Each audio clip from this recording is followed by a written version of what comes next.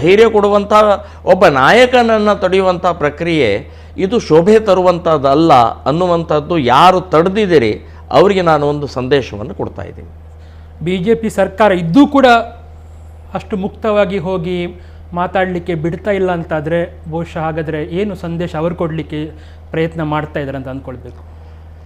ನಾನು ಅದೇ BJP ಸರ್ಕಾರಕ್ಕೇ ನಾನು ಹೇಳ್ತಾ ಇದ್ದೀನಿ. ಅದು ಕೂಡ ಆರ್ಡರ್ ಯಾವ ರೀತಿ ಮಾಡಿದ್ದಾರೆ ಅಂತಂದರೆ, ಆ ಒಂದು ಡೇಟ್ ಹಾಕಿ ಆ ಡೇಟ್ನಿಂದ ಮುಂದಿನ ಸಂದೇಶ ಆರ್ಡರ್ ಬರೋವರೆಗೆ ನಿಮಗೆ ಬ್ಯಾನು ಅಂತ.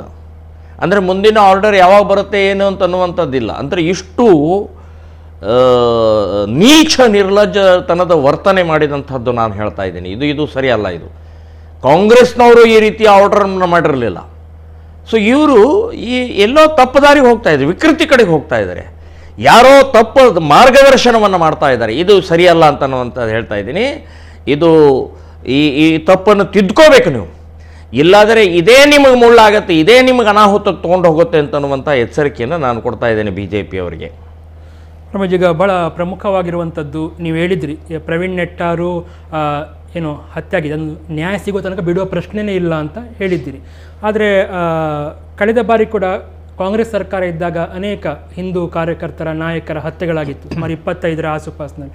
ಹಾಗಿರುವಾಗ ಅದಕ್ಕೇ ನ್ಯಾಯ ಸಿಗ್ತಾ ಇಲ್ಲ ಅಂತ ಹೇಳುವಾಗ ಈಗ ನಿಮಗೆ ಏನಂದ್ರೆ ಅನಿಸ್ತಾ ಉಂಟಾ, ಏನಾದರೂ ಸಿಗುವ ಪ್ರಯತ್ನ ಆಗ್ತಾ ಇದೆ, ಆಗಬೇಕು, ಅಥವಾ ಹಿಂದೆ ಯಾಕೆ ಆಗಿಲ್ಲ ಅಂತ ಅನಿಸ್ತದೆ? ನೋಡಿ, ಹಿಂದೇನೂ ಕೂಡ ಚುನಾವಣೆ ಸಮಯದಲ್ಲಿ BJPಯವರು ಮುಂಚೂಣಿಯಲ್ಲಿದ್ದು ಕಾಂಗ್ರೆಸ್ಸಿನ ವಿರುದ್ಧ ಆಕ್ರೋಶವನ್ನು ವ್ಯಕ್ತಪಡಿಸಿ ರ್ಯಾಲಿ ಬಂದು ಮನವಿಗಳನ್ನು ಬೇಕಾದಷ್ಟು ರೀತಿಯ ಮಾಡಿದ ಪರಿಣಾಮ. ಆದರೆ ಅವತ್ತಿನ ಇವರ ಆಕ್ರೋಶಕ್ಕೆ ಇವತ್ತಿನ ತನಕ ನ್ಯಾಯ ಸಿಕ್ಕಿಲ್ಲ. ಕೇಂದ್ರ ಸರ್ಕಾರ BJP ಇದ್ದಿದೆ, ರಾಜ್ಯ ಸರ್ಕಾರ BJP ಇದ್ದಿದ್ದೆ. ಬೆಂಗಳೂರಿನ ರುದ್ರೇಶ್ ಇವತ್ತಿಗೂ ಮನೆಯಲ್ಲಿ ಮಕ್ಕಳಿಗೆ ಫೀಸ್ ಕೊಡಲಾರ್ದಂಥ ಪರಿಸ್ಥಿತಿ ಇದೆ. ಪರೇಶ ಮೇಸ್ತಾ ಮನೆಯಲ್ಲಿ NIA ಅಂತಂದರೆ ಒಬ್ಬ ಗೃಹಮಂತ್ರಿ, ಕೇಂದ್ರ ಗೃಹಮಂತ್ರಿ ಮನೆಗೆ ಬಂದು ಹೋದಂಥ ಇವತ್ತಿನ ತನಕ ನ್ಯಾಯ ಸಿಕ್ಕಿಲ್ಲ. ಶರತ್ ಮಡವಾಳ್ ಅವರ ಕೊಲೆಗಡಕರು ಇವತ್ತು ಅವ್ರ ಊರಿನಲ್ಲೇ ಆನಂದವಾಗಿ ಓಡಾಡ್ತಾ ಇದ್ದಾರೆ.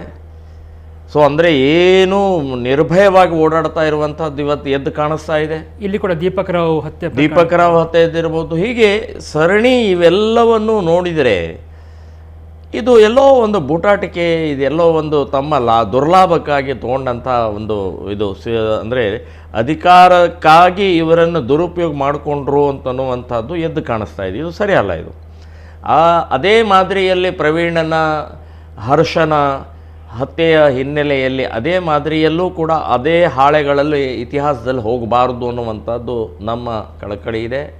ಸೊ ಕೇಂದ್ರ ಮತ್ತು ರಾಜ್ಯ ಸರ್ಕಾರ BJP ಇದ್ದಿದೆ, ಇವರನ್ನು ಗಲ್ಲಿಗೇರಿಸಬೇಕು. ಗಲ್ಲು ಬಿಟ್ಟರೆ ಬೇರೆ ಶಿಕ್ಷೆ ಇಲ್ಲ. ನೀವು ಎನ್ಕೌಂಟರ್ ಮಾಡಿ ಅಂತ ಹೇಳಿದ್ರೆ ಎನ್ಕೌಂಟರ್ ಮಾಡಲಿಲ್ಲ. ನೀವು ಅವಕಾಶ ಇತ್ತು.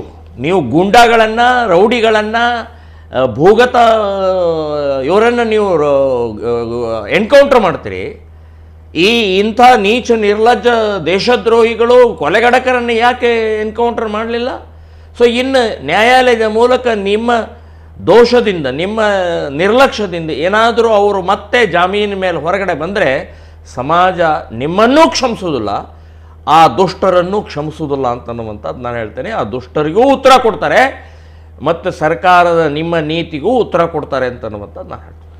ಅಂದರೆ ಒಮ್ಮೆ ಒಂದು ಹಿಂದೂ ಕಾರ್ಯಕರ್ತನ ಆಗಿ ಕೆಲವು ದಿನಗಳ ತನಕ ಮಾತ್ರ ಅದು ಚರ್ಚೆಯಲ್ಲಿದ್ದಾಗ ಒಂದಿಷ್ಟು ಸರ್ಕಾರ ಏನಾದರೂ ಕ್ರಮ ಅಥವಾ ಈ ಬಗ್ಗೆ ಮಾತಾಡುತ್ತೆ. ನಂತರ ಜನರು ಮರ್ತ ಬಳಿಕ ಅದಕ್ಕೆ ಏನೂ ದಡ ಸೇರಿಸುವಂಥ ಪ್ರಯತ್ನ ಮಾಡ್ತಾ ಇಲ್ಲ ಅಂತ ನಿಮಗೆ ಇನ್ನೊಬ್ಬ ಹಿಂದೂ ಕಾರ್ಯಕರ್ತನ ಕೊಲೆ ಆಗೋ ತನಕ ಆ ವಿಚಾರವೇ ಸುದ್ದಿಯಲ್ಲಿ ಇರುವುದಿಲ್ಲ ಅಂತ ಅನಿಸ್ತದೆ.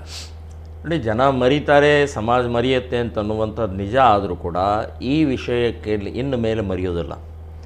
ಇನ್ನು ನಮ್ಮ ಮನೆ ಬಾಗಿಲಿಗೆ ಬಂದ ನಿಂತಹ ಈ ದುಷ್ಟ ಶಕ್ತಿಗಳನ್ನು ಮೆಟ್ಟಿ ನಿಲ್ಲುವಂಥ, ಕಾನೂನು ಮೆಟ್ಟಿ ನಿಲ್ಲುವಂಥ, ಸರ್ಕಾರ ಮೆಟ್ಟಿ ನಿಲ್ಲುವಂಥ ಹಿಂದೂ ಸಂಘಟನೆಗಳು ಇನ್ನು ಮರೆಯುವಂಥ ಪ್ರಶ್ನೆನೇ ಇಲ್ಲ. ಸೊ ಇದು ಅತಿಯಾದಂಥ ಪ್ರಕ್ರಿಯೆ ನಡೀತಾ ಇದೆ. ಇದಕ್ಕೆ ಇನ್ನು ಮರೆಯೋಗಿಲ್ಲ, ಮರಿಬಾರ್ದು. ಅದಕ್ಕೆ ಹಿಂದೂ ಸಮಾಜ ಸರ್ಕಾರಕ್ಕೆ ಉತ್ತರ ಕೊಡುತ್ತೆ. ಕಾನೂನು ಕೂಡ ಬಿಗಿಯಾಗಿ ಸರಿಯಾಗಿ ವ್ಯವಸ್ಥಿತವಾಗಿ ನೀವು ಇದನ್ನು ದುರ್ಲಕ್ಷ್ಯದಿಂದ ಮತ್ತೆ ನೀವು ಕಾನೂನು ದುರ್ಬಲತೆ ತೋರಿಸಿದರೆ ಅದಕ್ಕೂ ಸಮಾಜ ಎದ್ದು ನಿಂತು ಉತ್ತರ ಕೊಡಬೇಕಾಗತ್ತೆ ಅನ್ನುವಂಥ ಸಮಾಜ ಜಾಗೃತಿ ಆಗಿದೆ. ಇದಕ್ಕೆ ಉದಾಹರಣೆ ಅಂತಂದರೆ ಇವತ್ತಿನ ಗಣೇಶೋತ್ಸವದ ಶೋಭಾಯಾತ್ರೆಗಳು, ಲಕ್ಷಾಂತರ ಜನ, 25,000, 10,000, ಇವತ್ತು 1.5 ಲಕ್ಷ ಜನ ಚಿತ್ರದುರ್ಗದ ಗಣೇಶೋತ್ಸವದಲ್ಲಿ ಸೇರಿದ್ದು, ಜೇವರ್ಗಿಯಲ್ಲಿ ಎಲ್ಲೆಲ್ಲಿ ಎಲ್ಲ ಕಡೆಗೂ ಕೂಡ ಇವತ್ತು ಯುವಕರು ಹೊರಗೆ ಬಂದಿದ್ದಾರೆ, ಒಟ್ಟಾಗ್ತಾ ಇದ್ದಾರೆ, ಒಂದಾಗ್ತಾ ಇದ್ದಾರೆ, ಎಲ್ಲ ಹಿಂದೂ ಸಂಘಟನೆಗಳು ಒಟ್ಟಾಗ್ತಾ ಇದ್ದಾವೆ. ಸೊ ಇದು ಇವತ್ತು ಆ ಆಕ್ರೋಶ, ಸಿಟ್ಟು, ಹಿಂದೂ ಸಮಾಜದ ಒಗ್ಗಟ್ಟಿನ ಮೂಲಕ ಒಂದು ಸಂದೇಶ ಕೊಡ್ತಾ ಇದ್ದೀವಿ. ಹುಷಾರ್, ಎಚ್ಚರಿಕೆಯಿಂದಿರಿ.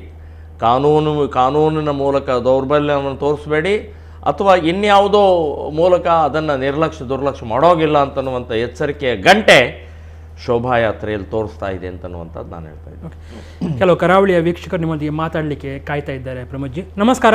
ಹಲೋ ನಮಸ್ತೆ. ಕರಾವಳಿ ಇಲ್ಲ sir, Bidar. Hello hello hello sir, ನಮಸ್ತೆ.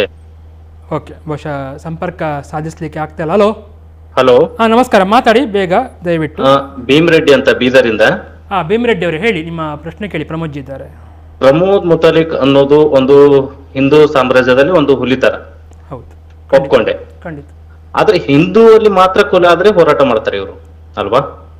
ಸಮಾಜದಲ್ಲಿ ಎಲ್ಲರಿಗೂ ಸಮಬಾಳು ಸಮಪಾಲು ಅಂತ ಇದೆ, ಅಲ್ವಾ? ಯಾರಿಗೆ ಅನ್ಯಾಯ ಆಗ್ಲಿ, ಯಾವುದೇ ಒಂದು ಸಂಘಟನೆ ಆಗಲಿ, ಅಥವಾ ಇವತ್ತು ಬೇರೆ ಬೇರೆ ಸಂಘಟನೆಗಳು ಆಗಿರ್ಬೋದು, ಆದ್ರೆ ಇವರು ಕೇವಲ ಹಿಂದೂ ಕಾರ್ಯಕರ್ತರಂತ ಯಾಕೆ ಇಲ್ದನೆ ಅವ್ರು ಇದ್ರೂ ಇರಬಹುದು, ಇಲ್ಲದೆ ಇರಬಹುದು, ಆದ್ರೆ ಅದಕ್ಕೊಂದು ಹೆಸರು ಕೊಟ್ಕೊಂಡು, ಅದಕ್ಕೆ ಪ್ರಚಾರ ಕೊಟ್ಕೊಂಡು ಇವರು ದೇಶದಲ್ಲಿ ಮತ್ತೆ ಕರ್ನಾಟಕದಲ್ಲಿ ಬೆಂಕಿ ಹಚ್ಚುವಂತ ಕೆಲಸ ಮಾಡ್ತಾರೆ. ಪ್ರಮೋದ್ ಮುತಾಲಿಕ್ ನೇರ ಆರೋಪ. ಯಾಕೆ ಅಂತಂದ್ರೆ ನಿಮ್ಮ ಪ್ರಶ್ನೆಗೆ ಅವರು ಉತ್ತರ ಕೊಡ್ತಾರೆ. ಧನ್ಯವಾದ ಕರೆ ಮಾಡಿದ್ರು. ಪ್ರಮೋದ್ಜಿ, ಹಿಂದೂ ಕಾರ್ಯಕರ್ತರ ಹತ್ಯೆಗಳಾದ ಮಾತ್ರ ಮಾತಾಡ್ತೀರಿ ಎನ್ನುವಂಥದ್ದು. ನಾವಿರೋದೇ ಹಿಂದೂಗಳಿಗೋಸ್ಕರ, ನಮ್ಮಿರೋದೇ ಹಿಂದೂ ಸಂಘಟನೆ. ಹಿಂದೂಗಳು ಉಳಿದ್ರೆ ಸಂವಿಧಾನ ಉಳಿಯುತ್ತೆ, ಹಿಂದೂಗಳು ಉಳಿದ್ರೆ ಈ ದೇಶ ಉಳಿಯುತ್ತೆ, ಈ ಧರ್ಮ ಉಳಿಯುತ್ತೆ, ಶಾಂತಿ ಉಳಿಯುತ್ತೆ. ಇವತ್ತು ಪಾಕಿಸ್ತಾನ್ ಹಿಂದೂಗಳು ಇಲ್ಲದೇ ಪರಿಣಾಮದಿಂದ ಅಲ್ಲಿ ಏನು ಪರಿಸ್ಥಿತಿ ಆಗಿದೆ, ಯಾವ ಸ್ಥಿತಿಯಲ್ಲಿ ಇದ್ದಾರೆ ಅಂತನ್ನುವಂಥದ್ದು ಗಮನ. ಪಾಕಿಸ್ತಾನ್, ಅಫ್ಘಾನಿಸ್ತಾನ್, ಇವತ್ತು ಯಾವುದೇ ದೇಶ ತಗೊಳ್ಳಿ, ನಮ್ಮ ದೇಶ ಉಳಿಬೇಕು ಅಂದರೆ ಹಿಂದೂಗಳು ಉಳಿಬೇಕು. ಹಿಂದೂಗಳ ಉಳಿವಿಗೋಸ್ಕರ, ಸಂವಿಧಾನದ ಉಳಿವಿಗೋಸ್ಕರ, ಕಾನೂನಿನ ಬದ್ಧತೆಗೋಸ್ಕರ ನಾವು ಕೆಲಸ ಮಾಡ್ತಾ ಇದ್ದೀವಿ ಅಂತನ್ನುವಂಥದ್ದು ನಾನು ಸ್ಪಷ್ಟವಾಗಿ ಹೇಳ್ತಾ ಇದ್ದೆ. ಅವು ಇರೋದೇ ಹಿಂದೂಗಳಿಗೋಸ್ಕರ, ಹಿಂದೂಗಳ ಸುರಕ್ಷತೆಗೋಸ್ಕರ, ಹಿಂದೂಸ್ತಾನ ಉಳಿಯೋಗೋಸ್ಕರ ಅಂತನ್ನುವಂಥದ್ದು ಸ್ಪಷ್ಟವಾಗಿ ಹೇಳ್ತಾ ಇದ್ದೀನಿ. ಇದು ಒಂದು. ಇನ್ನು ಎರಡನೇದು, ಬೆಂಕಿ ಹಚ್ತಾರೆ. ನನ್ನ ಭಾಷಣದಿಂದ ಒಂದೇ ಒಂದು ಕಡೆಗೆ ಗಲಾಟೆ ಆಗಿದೆ, ಗಲಭೆ ಆಗಿದೆ, ಬೆಂಕಿ ಹಚ್ಚಿದ್ದಾರೆ ಅಂತನ್ನುವಂಥದ್ದು ಒಂದು ಉದಾಹರಣೆ ಹೇಳಬೇಕು. ನಿಮಗೆ ಸವಾಲು ಹಾಕ್ತಾ ಇದ್ದೇನೆ, ಯಾರು ನೀವು ಪ್ರಶ್ನೆ ಕೇಳಿದ್ರಲ್ಲ, ನಿಮಗೆ ಸವಾಲು ಹಾಕ್ತಾ ಇದ್ದೇನೆ. ಒಂದೇ ಒಂದು ಕಡೆ ಉದಾಹರಣೆ ಸಹಿತ ನೀವು ಹೇಳಿದರೆ ನಾನು ತಲೆಬಾಗ್ತೀನಿ. ಓಕೆ, ಇನ್ನೊಂದೀಗ ಕೆಲವು ಮುಸ್ಲಿಂ ಒಕ್ಕೂಟಗಳು ಇಲ್ಲಿ ಕರಾವಳಿಯಲ್ಲಿ ಹತ್ತಿರ 3 ಹತ್ಯೆಗಳು ಒಮ್ಮೆಲೆ ಆಯಿತು. ಇಬ್ಬರು ಮುಸ್ಲಿಮರದು, ಒಬ್ಬರು ಹಿಂದೂ. ಪರಿಹಾರ ಸರ್ಕಾರ ಪ್ರವೀಣ್ ನೆಟ್ಟಾರ್ ಅವರಿಗೆ ಮಾತ್ರ ಕೊಡಲಾಗಿದೆ, ಅವರ ಕುಟುಂಬಕ್ಕೆ. ಇನ್ನೂ ಇಬ್ಬರಿಗೆ ಕೂಡ ಕೊಡಬೇಕು ಅಂತ ಏನೋ ಆಗ್ರಹ ಬಂದಿತ್ತು, ಪ್ರತಿಭಟನೆ ಆಗ್ತಾ ಇತ್ತು. ಈ ಬಗ್ಗೆ ಏನು ಹೇಳ್ತೀರಿ? ನೋಡಿ, ಅದು ಸರ್ಕಾರಕ್ಕೆ ನಿಲುವು, ಸರ್ಕಾರದ ಬಿಟ್ಟಿದ್ದ, ನಮಗೇನು ಸಂಬಂಧಪಟ್ಟದ್ದಲ್ಲ. ಆದರೆ ಇವತ್ತು ಹಿಂದೂಗಳ ಕೊಲೆ ಆಗ್ತಾ ಇರುವಂಥದ್ದು, ಇಲ್ಲಿ ತನಕ 36 ಕೊಲೆಗಳೇನಾಯಿತು, ಇದು ಯಾವುದೋ ಹುಡುಗಿಯ ಪ್ರೀತಿಯ ವ್ಯವಹಾರದಲ್ಲಿ ಆದಂಥ ಘಟನೆಗಳಲ್ಲ, ಅಥವಾ ಹಣದ ಅವ್ಯವಹಾರದಲ್ಲಿ ನಡೆದಂಥ ಘಟನೆಗೆ ಸಂಬಂಧಪಟ್ಟಂಥ ಕೊಲೆ ಅಲ್ಲ, ಅಥವಾ ಜಾಗ ಜಮೀನು ಅದರ ತಕರಾರಿನ ಸಂಬಂಧಪಟ್ಟಂಥ ನಡೆದಂಥ ಘಟನೆಗಳಲ್ಲ. ಇದು ಪ್ಯೂರ್ಲಿ ಹಿಂದೂ ಕಾರ್ಯಕರ್ತರು, ಹಿಂದೂ ಸಂಘಟಕರು, ಹಿಂದೂ ಧರ್ಮದ ವಿಚಾರದ ಕುರಿತು ಓಡಾಡ್ತಾ ಇರುವಂಥ ಕಾರ್ಯಕರ್ತರ ನೇರವಾಗಿ ಕೊಲೆ ಮಾಡಿದಂಥ ನೀಚ ನಿರ್ಲಜ್ಜರಿಗೆ ಇವತ್ತು ಅವ್ರಿಗೆ ಯಾಕೆ ದುಡ್ಡು ಕೊಡಬೇಕು, ಯಾಕೆ ಪರಿಹಾರ ಕೊಡಬೇಕು? ದ್ರೋಹಿಗಳು ನೀವು, ದೇಶದ್ರೋಹಿಗಳಿದ್ದೀರಿ, ಸಮಾಜದ್ರೋಹಿಗಳಿದ್ದೀರಿ, ಕ್ರೂರಿಗಳಿದ್ದೀರಿ, ರಾಕ್ಷಸರಿದ್ದೀರಿ. ನಿಮ್ಗೆ ಯಾಕೆ ಪರಿಹಾರ ಕೊಡಬೇಕು? ಸೊ ನಾನು ಹೇಳೋದು, ಯಾವುದೇ ರೀತಿಯ ಪರಿಹಾರ ಕೊಡೋ ಅವಶ್ಯಕತೆ ಇಲ್ಲ. ಇಲ್ಲಿ ಸಮಾನತೆ, ಇಲ್ಲಿ ಏಕತೆ, ಅಥವಾ ಹಿಂದೂ ಮುಸ್ಲಿಂ ಭಾಯಿ ನೋ. ಇಲ್ಲಿ ಹಿಂದೂಗಳ ಕೊಲೆ ಮಾಡಿದ್ದು ಉದ್ದೇಶ ಏನಿದೆ? ಪ್ರವೀಣ್ ಏನು ಮಾಡಿದ್ದ? ನಿಮಗೆ ಏನು ತಪ್ಪು ಮಾಡಿದ್ದ? ಅವನ ಪಾಡಿಗೆ ಅವನು ಚಿಕನ್ ಅಂಗಡಿ ಇಟ್ಟುಕೊಂಡು ವ್ಯವಹಾರ ಮಾಡಿಕೊಂಡು ತಂದೆ ತಾಯಿಯ ವಯಸ್ಸಾದಂಥವ್ರು ಸುಖವಾಗಿ ಇಡುವಂಥ ಪ್ರವೀಣನ ಕೊಲೆ ಮಾಡ್ತಿರಲ್ಲ. ಹರ್ಷ ನಿಮಗೇನು ಮಾಡಿದ್ದ? ಶಿವಮೊಗ್ಗದ ಹರ್ಷ ನಿಮಗೆ 19 ವಯಸ್ಸಿನ ಯುವಕ, ನಿಮಗೇನು ತೊಂದರೆ ಮಾಡಿದ್ದ ನಿಮಗೆ? ಸೊ ಪ್ಯೂರ್ಲಿ ಹಿಂದೂ ಸಂಘಟನೆಯ ಹಿಂದೂ ಧರ್ಮದ ಕೆಲಸ ಮಾಡ್ತಾ ಇರುವಂಥವ್ರು ಕೊಲೆ ಮಾಡಿದಾರಲ್ಲ, ನಿಮಗೆ ಯಾಕೆ ಪರಿಹಾರ ಕೊಡಬೇಕು? ಯಾಕೆ ಕೊಡಬೇಕು? ಸರ್ಕಾರಕ್ಕೆ ಹೇಳ್ತೇನೆ, ಕೊಡೋಂಗಿಲ್ಲ, ಕೊಡಬಾರ್ದು.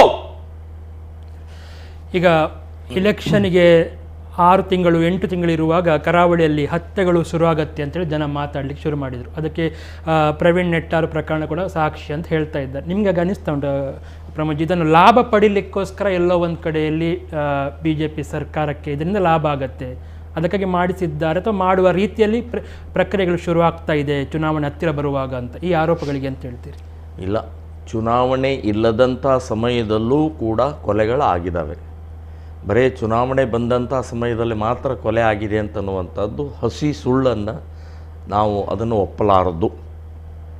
ಇನ್ನು ಲಾಭ ಹಾನಿ ಅನ್ನುವಂಥದ್ದು ಆಗೋದಿದ್ದರೆ ಮುಸ್ಲಿಮರು ಅದನ್ನು ಮಾಡಬಾರ್ದು, ಬಾಯಿ ಮುಚ್ಕೊಂಡಿರಬೇಕು, ಮನೆಯಲ್ಲಿ ಕೂತ್ಕೊಳ್ಬೇಕು. BJPಗೆ ಲಾಭ ಆಗುತ್ತೆ ಅಂತನ್ನೋದಾದರೆ ಯಾಕೆ ಕೊಲೆ ಮಾಡಬೇಕು, ಯಾಕೆ ಗಲಾಟೆ ಮಾಡಬೇಕು, ಯಾಕೆ ಗಲಭೆ ಮಾಡಬೇಕು? ಸುಮ್ಮನೆ ರೀ. ಹಿಜಾಬದ ಗಲಾಟೆ ಎಬ್ಬಿಸಿದವ್ರು ಯಾರು? ಹಲಾಲದ ವಿಷಯವನ್ನು ಎತ್ತಿದವ್ರು ಯಾರು? ಅಜಾನಿನ ಸಂಬಂಧಪಟ್ಟಾಗ ಇವತ್ತಿಗೂ ನಿಮ್ಮ ಅಜಾನದ ಶಬ್ದದ ಕಿರಿಕಿರಿ ಆಗ್ತಾ ಇರುವಂಥದ್ದು ಯಾರಿಂದ ತಪ್ಪಿಂದ ಆಗ್ತಾ ಇದೆ? ಇದರಲ್ಲಿ ಲಾಭ ಹಾನಿ ಚುನಾವಣೆಗೆ ಅನ್ನುವಂಥದ್ದು ನನಗೆ ನಾನೇನು ಒಪ್ಪೋದಲ್ಲ. ಆ ರೀತಿಯೇ ಪ್ರಕ್ರಿಯೆ ಆದರೆ ಲಾಭ ಯಾಕೆ ತಗೊಳ್ಬಾರ್ದು? ಮುಸ್ಲಿಮರನ್ನೇ ಎತ್ತಿ ಕಟ್ಟಿ ಮುಸ್ಲಿಮರಿಗೆಲ್ಲ ಗಲಭೆಗಳಿಗೆ ಕುಮ್ಮಕ್ಕು ಕೊಡುವಂಥ ಕಾಂಗ್ರೆಸ್ಸು ಮುಸ್ಲಿಮರ ಓಟಿಗೋಸ್ಕರ ಲಾಭ ತಗೊಳ್ಳೋದಾದರೆ, ಹಿಂದೂಗಳ ಹಿತದೃಷ್ಟಿಯಿಂದ ಮಾತನಾಡುವಂಥ BJP ಹಾಗಾದರೆ ಚುನಾವಣೆಯಲ್ಲಿ ಯಾಕೆ ಲಾಭ ತಗೊಳ್ಬಾರ್ದು? ಅವ್ರು ಮಾತ್ರ ತಗೊಳ್ಬೋದು. ಮುಸ್ಲಿಂ ಅಪೀಸ್ಮೆಂಟ್ ಮಾಡಿಕೊಂಡು ಬಾಬರನ ಪರವಾಗಿ ನಿಂತ್ಕೊಂಡಂಥ ನೀಚ ನಿರ್ಲಜ್ಜರು ಇವರು. ಹಾಗಾದರೆ ರಾಮನ ಪರವಾಗಿ ನಿಂತ್ಕೊಂಡಂಥವ್ರಿಗೆ ಲಾಭ ಆಗಲಿ. ರಾಮನ ಪರವಾಗಿ ನಿಂತ್ಕೊಂಡಿದ್ದಾರೆ, ಅವರು ರಾಕ್ಷಸನ ಪರವಾಗಿ, ದರೋಡೆಕೋರನ ಪರವಾಗಿ ನಿಂತ್ಕೊಂಡಂಥವ್ರು ಇವರು. ಭಯೋತ್ಪಾದಕರ ಪರವಾಗಿ ನಿಂತ್ಕೊಂಡಂಥ ಕಾಂಗ್ರೆಸ್ನವರು, JDSನವರು. ನಾನು ಹೇಳೋದು ಇದರಲ್ಲಿ ಲಾಭ ಹಾನಿ ಅಂತಂದ್ರೆ ಅವ್ರು ಯೋಚನೆ ಮಾಡಬೇಕು, ಗಲಭೆಕೋರರು ಯೋಚನೆ ಮಾಡಬೇಕು, ಅಪೀಸ್ಮೆಂಟ್ ಮಾಡುವಂಥವ್ರು ಯೋಚನೆ ಮಾಡಬೇಕು. ಯಾವ ವಿಷಯ ಏನು ಯಾವಾಗ ಎತ್ತಬೇಕು ಅಂತನ್ನುವಂಥದ್ದು ಅವರು ಯೋಚನೆ ಮಾಡಿ ಅವರು ನಿರ್ಧಾರ ತಗೊಳ್ಬೇಕು ಅಂತನ್ನುವಂಥದ್ದು ನಾನು ಹೇಳ್ತಾ ಇದ್ದೀನಿ. ಈಗ ಪ್ರವೀಣ್ ನೆಟ್ಟಾರು ಹತ್ಯೆ ಆರೋಪಿಗಳಿಗೆ ಜಾಮೀನು ಸಿಗಲೇಬಾರ್ದು ಅಂತ ಕೂಡ ತಾವು ಹೇಳಿದ್ರಿ.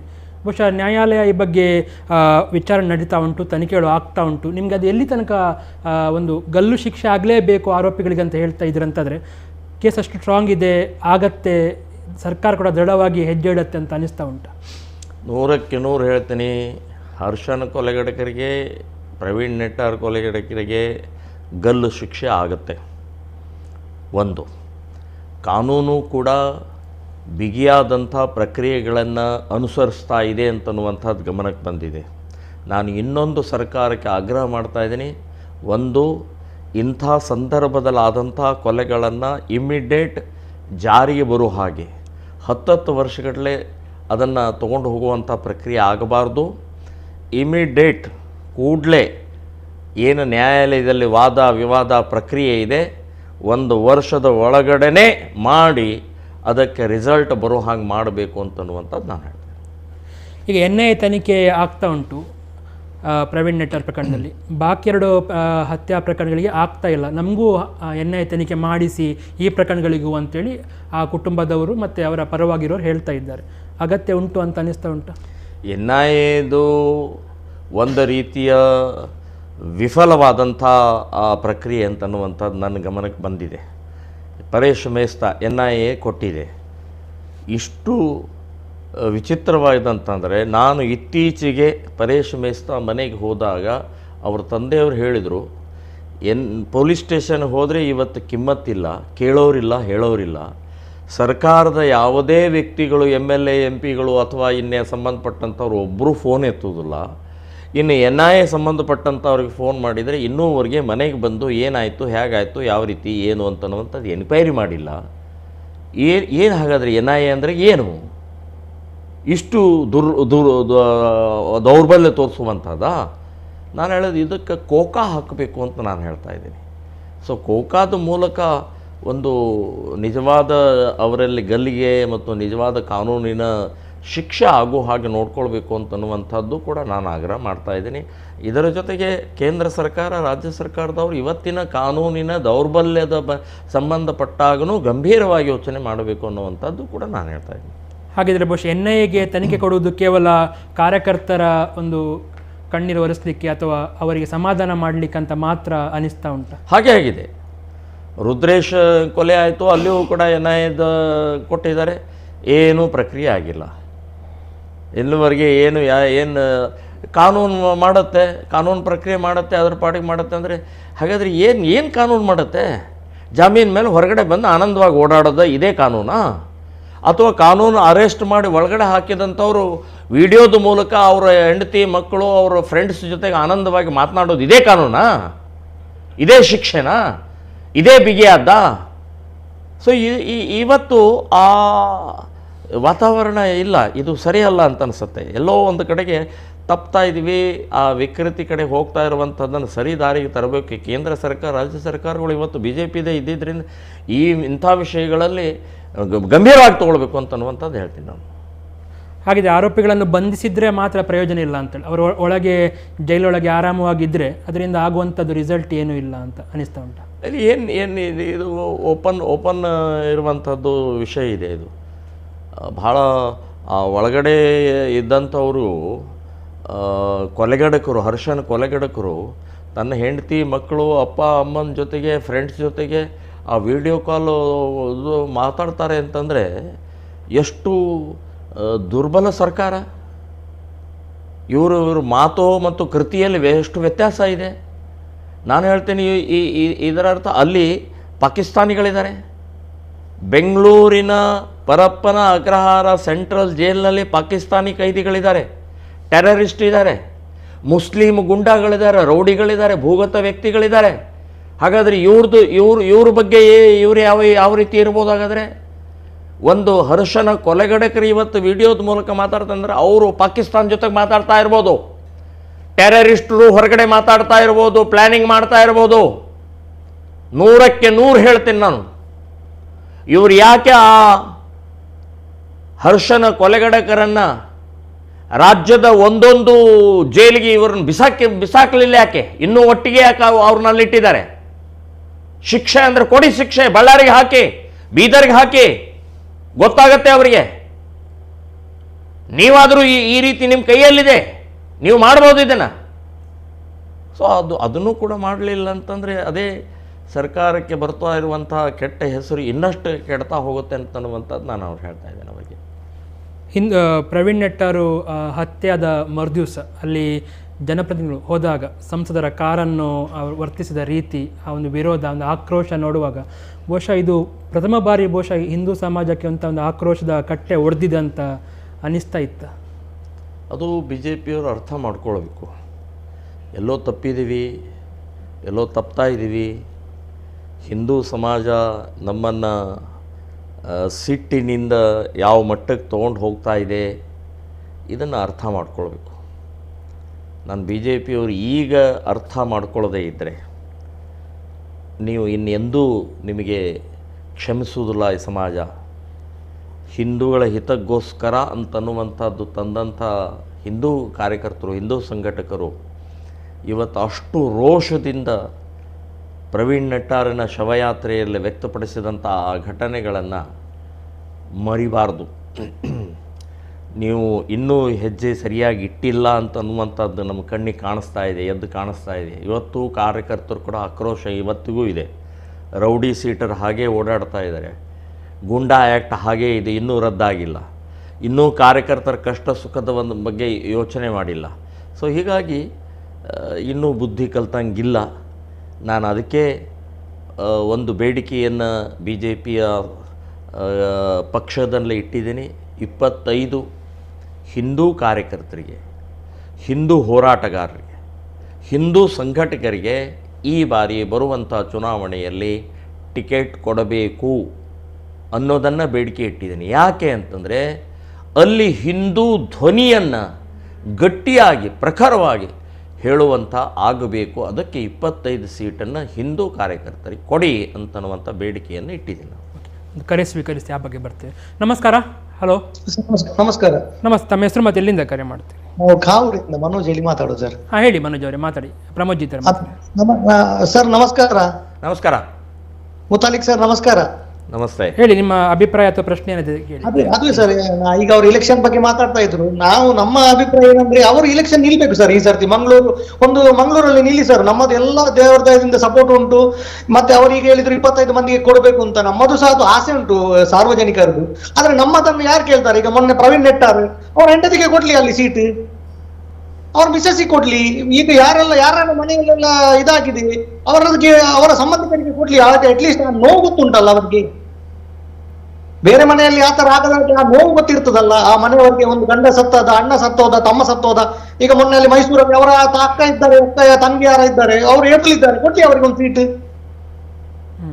ಮತ್ತೆ ಇವರು ಹೇಳಿದಾಗ ಈಗ ಬಿಜೆಪಿ ಅವರು ಹಿಂದೆ 25 ಹಿಂದೂಗಳಿಗೆ ಸೀಟ್ ಕೊಡಬೇಕು, ಹಿಂದೂ ಕಾರ್ಯಕರ್ತರಿಗೆ ಅಂತ ಹೇಳಿದ್ರು ಅವರು. ಆದ್ರೆ ಏನು ಪ್ರಯೋಜನ ಸರ್? ಈಗ ಮೆಜಾರಿಟಿ ಬರೋದಿದ್ರೆ ಆ ಕಡೆ ಈ ಕಡೆಯಿಂದ ತೆಗೆದುಕೊಂಡು ಕಾಂಗ್ರೆಸ್ ಇಂದ ದಳದಿಂದ ತೆಗೆದುಕೊಂಡು ಯಾರು ಸಾಕ್ತದೆ? ಸರ್ಕಾರ ಮಾಡ್ತಾರೆ ಸರ್ ಅವರು. ಅವರಿಗೆ ಅದು ಈಗ ನೋಡಿ 11 ಮಂದಿ ಅಂತ ತಗೊಂಡು ಮಾಡ್ಲಿಲ್ವಾ ಸರ್? ಹೌದು, ಅದು ಅಷ್ಟು ಸುಲಭ. ಹಾಗಾಗಿ ನೀವು ನಿಲ್ಲಿ ಸರ್, ನೀವು ರಾಜಕೀಯಕ್ಕೆ ಬನ್ನಿ. ನೀವು ಈಗ ನಾನು ಅದು ಈ ಮಾತು ಹೇಳಿದ್ರೆ ದೊಡ್ಡದಾಗ್ತದ ಏನ? ಕೇಂದ್ರಕ್ಕೆ ನರೇಂದ್ರ ಮೋದಿ, ನಮ್ಗೆ ನೀವು ಬನ್ನಿ. ನೀವು ಸಹ ಅವರಾಗಿ ಇದ್ದೀರಿ, ಯಾರು ಇಲ್ಲ, ಎಲ್ಲ ಹಿಂದುತ್ವಕ್ಕೋಸ್ಕರ ಎಲ್ಲ ಮುಡಿಪಾಗಿಟ್ಟಿದ್ದೀರಿ. ನಮ್ಗೆ ಆಶೀರ್ವಾದ ಮಾಡಿ, ನೀವು ಮುಂದಾಳತ್ವ ವಹಿಸಿ. ನಿಮ್ಮ ಮೇಲೆ ಎಷ್ಟು ಕೇಸ್ ಉಂಟು, ಏನು ಕತೆ ಎಲ್ಲ ನಮಗೆ ಗೊತ್ತುಂಟು. ಯಾರಿಗೋಸ್ಕರ ನಿಮಗೆ ಯಾರು ಇಲ್ಲ ದೇವರ ದಯದಿಂದ. ಎಲ್ಲ ನೀವು ಸಮಾಜಕ್ಕೋಸ್ಕರ ಮಾಡ್ತಾ ಇದ್ದೀರಿ. ನೀವು ಸಮಾಜಕ್ಕೋಸ್ಕರ ಅಷ್ಟು ಮಾಡುವಾಗ ನಾವು ನಮ್ಮ ಒಂದು ಅಮೂಲ್ಯವಾದ ಓಟನ್ನು ನಿಮಗೆ ಕೊಟ್ರೆ ನೀವು ನಮ್ಮನ್ನು ಮುಂದೆ ನಮ್ಮ ಎಲ್ಲ ಆಸೆಗಳನ್ನು ಈಡೇರಿಸ್ತೀನಿ ಅಂತ ನಂಬಿಕೆ ಇದೆ ನಮ್ಗೆ. ಹಾಗಾಗಿ ದಯವಿಟ್ಟು ರಾಜಕೀಯಕ್ಕೆ ಬನ್ನಿ. ಮತ್ತೆ ದುಡ್ಡು ಹಣಕಾಸು ಏನಾದ್ರೂ ಆಗ್ತದೆ. ಶ್ರೀರಾಮ ಇದ್ದಾನೆ, ರಾಮನ ಹೆಸರಿನಲ್ಲಿ ನೀವು ಬನ್ನಿ ಸರ್. ಈ ಸರ್ತಿ ನೀವು ಮಂಗಳೂರ ಅಥವಾ ಎಲ್ಲಿಯಾದ್ರೂ ಒಂದು ಈ ಮಂಗಳೂರಲ್ಲಿ ನಿಲ್ಲಿ, ಒಂದು ಟ್ರೈ ಮಾಡೋದು ನೀವು. ನಿಮ್ಮ ಒಂದು ಫ್ಯಾನ್ ಆಗಿ, ನಿಮ್ಮ ಒಂದು ಶಿಷ್ಯನಾಗಿ ನನ್ನದೊಂದು ಕಳಕಳಿಯ ವಿನಂತಿ ಸರ್. ನಿಮ್ಮಂತ ಸಾವಿರಾರು ಕಾರ್ಯಕರ್ತರ ಧ್ವನಿಯಾಗಿ ನೀವು ಇದನ್ನು ಹೇಳಿದ್ದೀರಿ ಅಂತ ಅನ್ಕೊಳ್ತೀನಿ. 100% ಅವರಿಗೆ ದೇವರ ಆರೋಗ್ಯ, ಐಶ್ವರ್ಯ, ಆರೋಗ್ಯ ಅವರಿಗೆ ಕೊಡ್ಲಿ, ಆ ಆಯುಷ್ಯ ಕೊಡ್ಲಿ ನಮ್ಮ ಪ್ರಮೋದ್ ಮುತಾಲಿಕ್ ಸರ್ಗೆ ಅಂತ ನಾನು ಶ್ರೀರಾಮ್ ಹತ್ರ ಬೇಡ್ತೇನೆ ಅಷ್ಟೇ. ಧನ್ಯವಾದ. ನಿಮ್ಮ ಅನಿಸಿಕೆ, ನಿಮ್ಮ ಇಚ್ಛೆ ನನಗೆ ಅರ್ಥ ಆಗತ್ತೆ. ಆದರೆ ಇವತ್ತಿನ ವ್ಯವಸ್ಥೆ ಇಷ್ಟು ಕುಲಗೆಟ್ಟು ಹೋಗಿದೆ. ಅದರಲ್ಲಿ ರಾಜಕೀಯದಲ್ಲಿ ದುಡ್ಡು ಬೇಕಾಗತ್ತೆ, ಜಾತಿ ಬೇಕಾಗತ್ತೆ, ಗುಂಡಾಗಿರಿ, ಲಾಬಿ ಇವೆಲ್ಲವೂ ಇದ್ದಾವೆ.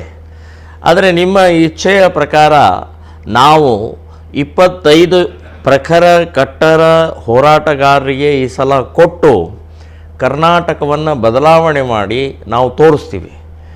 ಹೇಗೆ ಉತ್ತರ ಪ್ರದೇಶದಲ್ಲಿ ಯೋಗಿ ಮಾದರಿಯಲ್ಲೇ ಕರ್ನಾಟಕದಲ್ಲಿ ಈ 25 ಕಾರ್ಯಕರ್ತರು MLA ಆಗಿ ನಿಶ್ಚಿತವಾಗಿ ಮಾಡಿ ತೋರಿಸ್ತಾರೆ ಅಂತನ್ನುವಂಥದ್ದು ನಿಮ್ಮ ಕಳಕಳಿಗೆ ನಾನು ಆಭಾರಿಯಾಗಿದ್ದೇನೆ. ಸೊ ಅದರ ಸಂಬಂಧಪಟ್ಟಾಗೆ ಮುಂದಿನ ದಿನಗಳಲ್ಲಿ ಉತ್ತರ ಸಿಗತ್ತೆ. ಹಾಗಾದರೆ ಪ್ರಮೋದ್, 25 ಮಂದಿಯಲ್ಲಿ ನೀವು ಆ ನಾಯಕತ್ವ ವಹಿಸ್ಕೊಳ್ಬೋದು, ನಿಮಗೆ ಸಹ ಕೊಡಬೇಕು ಅಂತ ಇಂಥ ಸಾವಿರಾರು ಕಾರ್ಯಕರ್ತರ ಆಸೆ. ನೀವು ರಾಜಕೀಯಕ್ಕೆ ಆಗಿದ್ರೆ ಚುನಾವಣೆ ನಿಲ್ಲುವಂಥ ಯಾವುದೇ ಮನಸ್ಸು ಮಾಡ್ತಾ ಇಲ್ವ? ಇಲ್ಲ, ನಾನು ಈಗಾಗಲೇ ಒಂದು ಬಾರಿ ಪ್ರಯತ್ನ ಮಾಡಿದೆ, ನಾನು ವಿಫಲ ಆಗಿದ್ದೀನಿ. ಸೊ ಆ ಹಿನ್ನೆಲೆಯಲ್ಲಿ ಇವತ್ತಿನ ವ್ಯವಸ್ಥೆಯೊಳಗೆ ಪ್ರಮೋದ್ ಮುತಾಲಿಕ್ ಅನ್ಫಿಟ್. ಸೊ ಆ ರಾಜಕೀಯವಾಗಿ ಅನ್ಫಿಟ್. ನಾನು ಹೋರಾಟಗಾರ ಆಗಿಯೇ ಇರ್ತೀನಿ. ಚುನಾವಣೆಗೆ ನಾನು ಸ್ಪರ್ಧೆ ಮಾಡೋದಿಲ್ಲ. ಆದರೆ ಏನು ಅವರ ವಿಚಾರ ಮತ್ತು ಅವರ ಲಕ್ಷಾಂತರ ಕಾರ್ಯಕರ್ತರ ಧ್ವನಿ ಏನಿದೆ, ನೋವೇನಿದೆ, ಸಿಟ್ಟೇನಿದೆ, ಆ ತುಡಿತ ಏನಿದೆ, ಅದಕ್ಕೆ ಮುಂದಿನ ಬರುವಂಥ ಚುನಾವಣೆಯಲ್ಲಿ ಉತ್ತರ ಕೊಡ್ತೀನಿ ನಾನು. ಓಕೆ, ಮುಂದಿನ ಕರೆ. ನಮಸ್ಕಾರ. ಹಲೋ, ನಮಸ್ತೆ. ತಮ್ಮ ಹೆಸರು ಮತ್ತೆ ಎಲ್ಲಿಂದ ಕರೆ ಮಾಡ್ತಾ ಇದ್ದೀರಿ? ನಾನು KV ರಮಣ್ ಅಂತ ಮಾತಾಡ್ತಾ ಇದ್ದೇನೆ, ಮೂಡುಬಿದ್ರೆಯಿಂದ. KV ರಮಣ್ ಅವರು ಹೇಳಿ, ಕಲಾವಿದರು. ಹೇಳಿ ರಮಣ್ ಅವರೇ. ಇಲ್ಲ, ಮೊದಲಾಗಿ ನಾಗೇಂದ್ರ ಅವರಿಗೆ ವಿಶೇಷವಾದ ಅಭಿನಂದನೆಗಳನ್ನು ಸಲ್ಲಿಸ್ತೇನೆ. ಬಹಳ ಸುಂದರವಾದ ಕಾರ್ಯಕ್ರಮ ನಿರೂಪಣೆಯನ್ನು ಮತ್ತು ಆಯೋಜನೆಯನ್ನು ಮಾಡ್ತಾ ಇದ್ದೀರಿ. ನಿಮಗೆ ವಿಶೇಷವಾದ ಅಭಿನಂದನೆಗಳು. ಮತ್ತು ನಿಮ್ಮ ಜೊತೆಗೆ ಇರುವ ನಮ್ಮ ಟಿವಿಯ ನಿರ್ದೇಶಕರ ಸಹಿತ ಎಲ್ಲ ಸಿಬ್ಬಂದಿ ವರ್ಗದವರಿಗೆ, ಟೆಕ್ನಿಕಲ್ ಪರ್ಸನ್ಸ್ಗೆ ನನ್ನ ಕಡೆಯಿಂದ ವಿಶೇಷವಾದ ಅಭಿನಂದನೆಗಳನ್ನು ಸಲ್ಲಿಸ್ತೇನೆ. ಹೇಳಿ, ನಿಮ್ಮ ಏನಾದರೂ ಅಭಿಪ್ರಾಯ, ಪ್ರಶ್ನೆ ಏನಾದರೂ ಪ್ರಮೋದ್ ಜಿ? ಪ್ರಮೋದ್ ಮುತಾಲಿಕ್ ಅವರಿಗೆ ನನ್ನ ಕಡೆಯಿಂದ ವಿಶೇಷವಾದ ವಂದನೆಗಳನ್ನು ಸಲ್ಲಿಸಿಕೊಂಡು ಒಂದು ಮಾತು ಹೇಳಲಿಕ್ಕೆ ಇಷ್ಟಪಡ್ತೇನೆ ಸರ್. ಜನಸಂಘದಿಂದ ಶುರುವಾಯಿತು, ಆಮೇಲೆ RSSನ ಪ್ರಾಬಲ್ಯದಿಂದಲೇ ಬಿಜೆಪಿ ಅಂತ ಅನ್ನುವುದು ಅಧಿಕಾರಕ್ಕೆ ಬಂತು. ಶ್ರೀರಾಮ ಸೇನೆ ಅನ್ನುವ ಹೆಸರಿನಲ್ಲಿ ಸಂಘದ ಕಾರ್ಯಕರ್ತರು ಅಥವಾ ಅದಕ್ಕಾಗಿ ಬೆವರು ರಕ್ತ ಹರಿಸಿದವರ ಒಂದು ವಿಶೇಷವಾದ ಶ್ರಮದ ಮೇಲೆ ಆಡಳಿತಕ್ಕೆ ಬಂದಂತಹ ಭಾರತೀಯ ಜನತಾ ಪಕ್ಷದ ವಿರುದ್ಧ ಹೋರಾಟ ಮಾಡುವಂತಹ ಪರಿಸ್ಥಿತಿ ನಿರ್ಮಾಣ ಆಯಿತು. ಎಷ್ಟೋ ಸಲ ನಾವು ಹೀಗೆ ಜನರಲ್ ಆಗಿ ಮಾತಾಡುವಾಗ ಹೇಳೋದು ಕೇಳಿದ್ದೇನೆ, ಇವರಿಗಿಂತ ಕಾಂಗ್ರೆಸ್ನವರೇ ವಾಸಿಲ್ಲ, ಕೆಲಸಗಳಾಗುವುದಿರ್ಬೋದು ಅಥವಾ ಅಭಿವೃದ್ಧಿ ಪಥ ಇರ್ಬೋದು. ಮೋದಿಯವರು ಒಂದು ಆಶಾ ಕಿರಣವಾಗಿ ಎಲ್ಲರಲ್ಲಿಯೂ ಗೋಚರಿಸ್ತಾ ಇದ್ದಾರೆ. ಮೋದಿಯವರ ನಂತರ ಯಾರು, ಮತ್ತೆ ಕರ್ನಾಟಕದಲ್ಲಿ ಯಾರು, ಯುಪಿಯಲ್ಲಿ ಏನೋ ಯೋಗಿಯವರನ್ನು ಗುರುತಿಸಬಹುದು ಹೀಗೆ ಮಾಡ್ತಾರೆ ಅಂತ. ಕರ್ನಾಟಕದಲ್ಲಿ ಏನಾಗ್ಬೇಕು ಹೇಗಾಗ್ಬೇಕು ಅನ್ನುವ ನಿರ್ಧಾರವಾಗಲಿ, ಅದರ ಮಧ್ಯೆ ಕೇಜ್ರಿವಾಲ್ ಅವರ ಆಪ್ ಸಂಘಟನೆ ವಿಶೇಷವಾದಂತಹ ಪ್ರಯತ್ನಗಳನ್ನು ಮಾಡ್ತಾ ಇದೆ. ಈ ಎಲ್ಲ ಹಿನ್ನೆಲೆಗಳನ್ನು ಗಮನಿಸಿದ್ರೆ ನಮ್ಮ ದೇಶಕ್ಕೆ, ನಮ್ಮ ನೆಲಕ್ಕೆ, ನಮ್ಮ ಸಂಸ್ಕೃತಿಗೆ, ನಮ್ಮ ವಿಚಾರಗಳಿಗೆ ಪೂರಕವಾದಂತಹ ಕಾರ್ಯಗಳನ್ನು ಪ್ರಾಮಾಣಿಕವಾಗಿ ನಿರ್ವಹಿಸಬಲ್ಲಂತಹ ಯಾರಿದ್ದಾರೆ? ಕೃಷ್ಣ ಇದ್ದಾನ? ಅಥವಾ ಭಗವದ್ಗೀತೆಯನ್ನು ಆಧರಿಸಿ ನಾವೆಲ್ಲ ಕೆಲಸ ಮಾಡ್ಬೇಕಾ ಹೇಗೆ ಅಂತ ಅನ್ನುವುದರ ಬಗ್ಗೆ ಒಂದು ಸ್ಪಷ್ಟ ನಿಲುವನ್ನು ನೀವು ಕೊಟ್ರೆ ಅದರ ಬಗ್ಗೆ ಗಮನಿಸಿಕೊಂಡು ಒಂದು ಸ್ವಲ್ಪ ಮಾಹಿತಿ ಸಾರ್ವಜನಿಕರಿಗೆ ಹೋಗ್ಬೋದು ಅಂತ ಆಗಿರ್ತದೆ. ಧನ್ಯವಾದ ಕೆ ವಿ ರಮಣ ಅವರಿಗೆ. ಮುಂದಿನ ಕರ್ನಾಟಕದ ಭವಿಷ್ಯ ಏನು ಕಾಣ್ತಾ ಉಂಟು ಪ್ರಮೋದ್ಜಿ ಅವರ ಒಟ್ಟು ಮಾತಿನ ಸಾರ?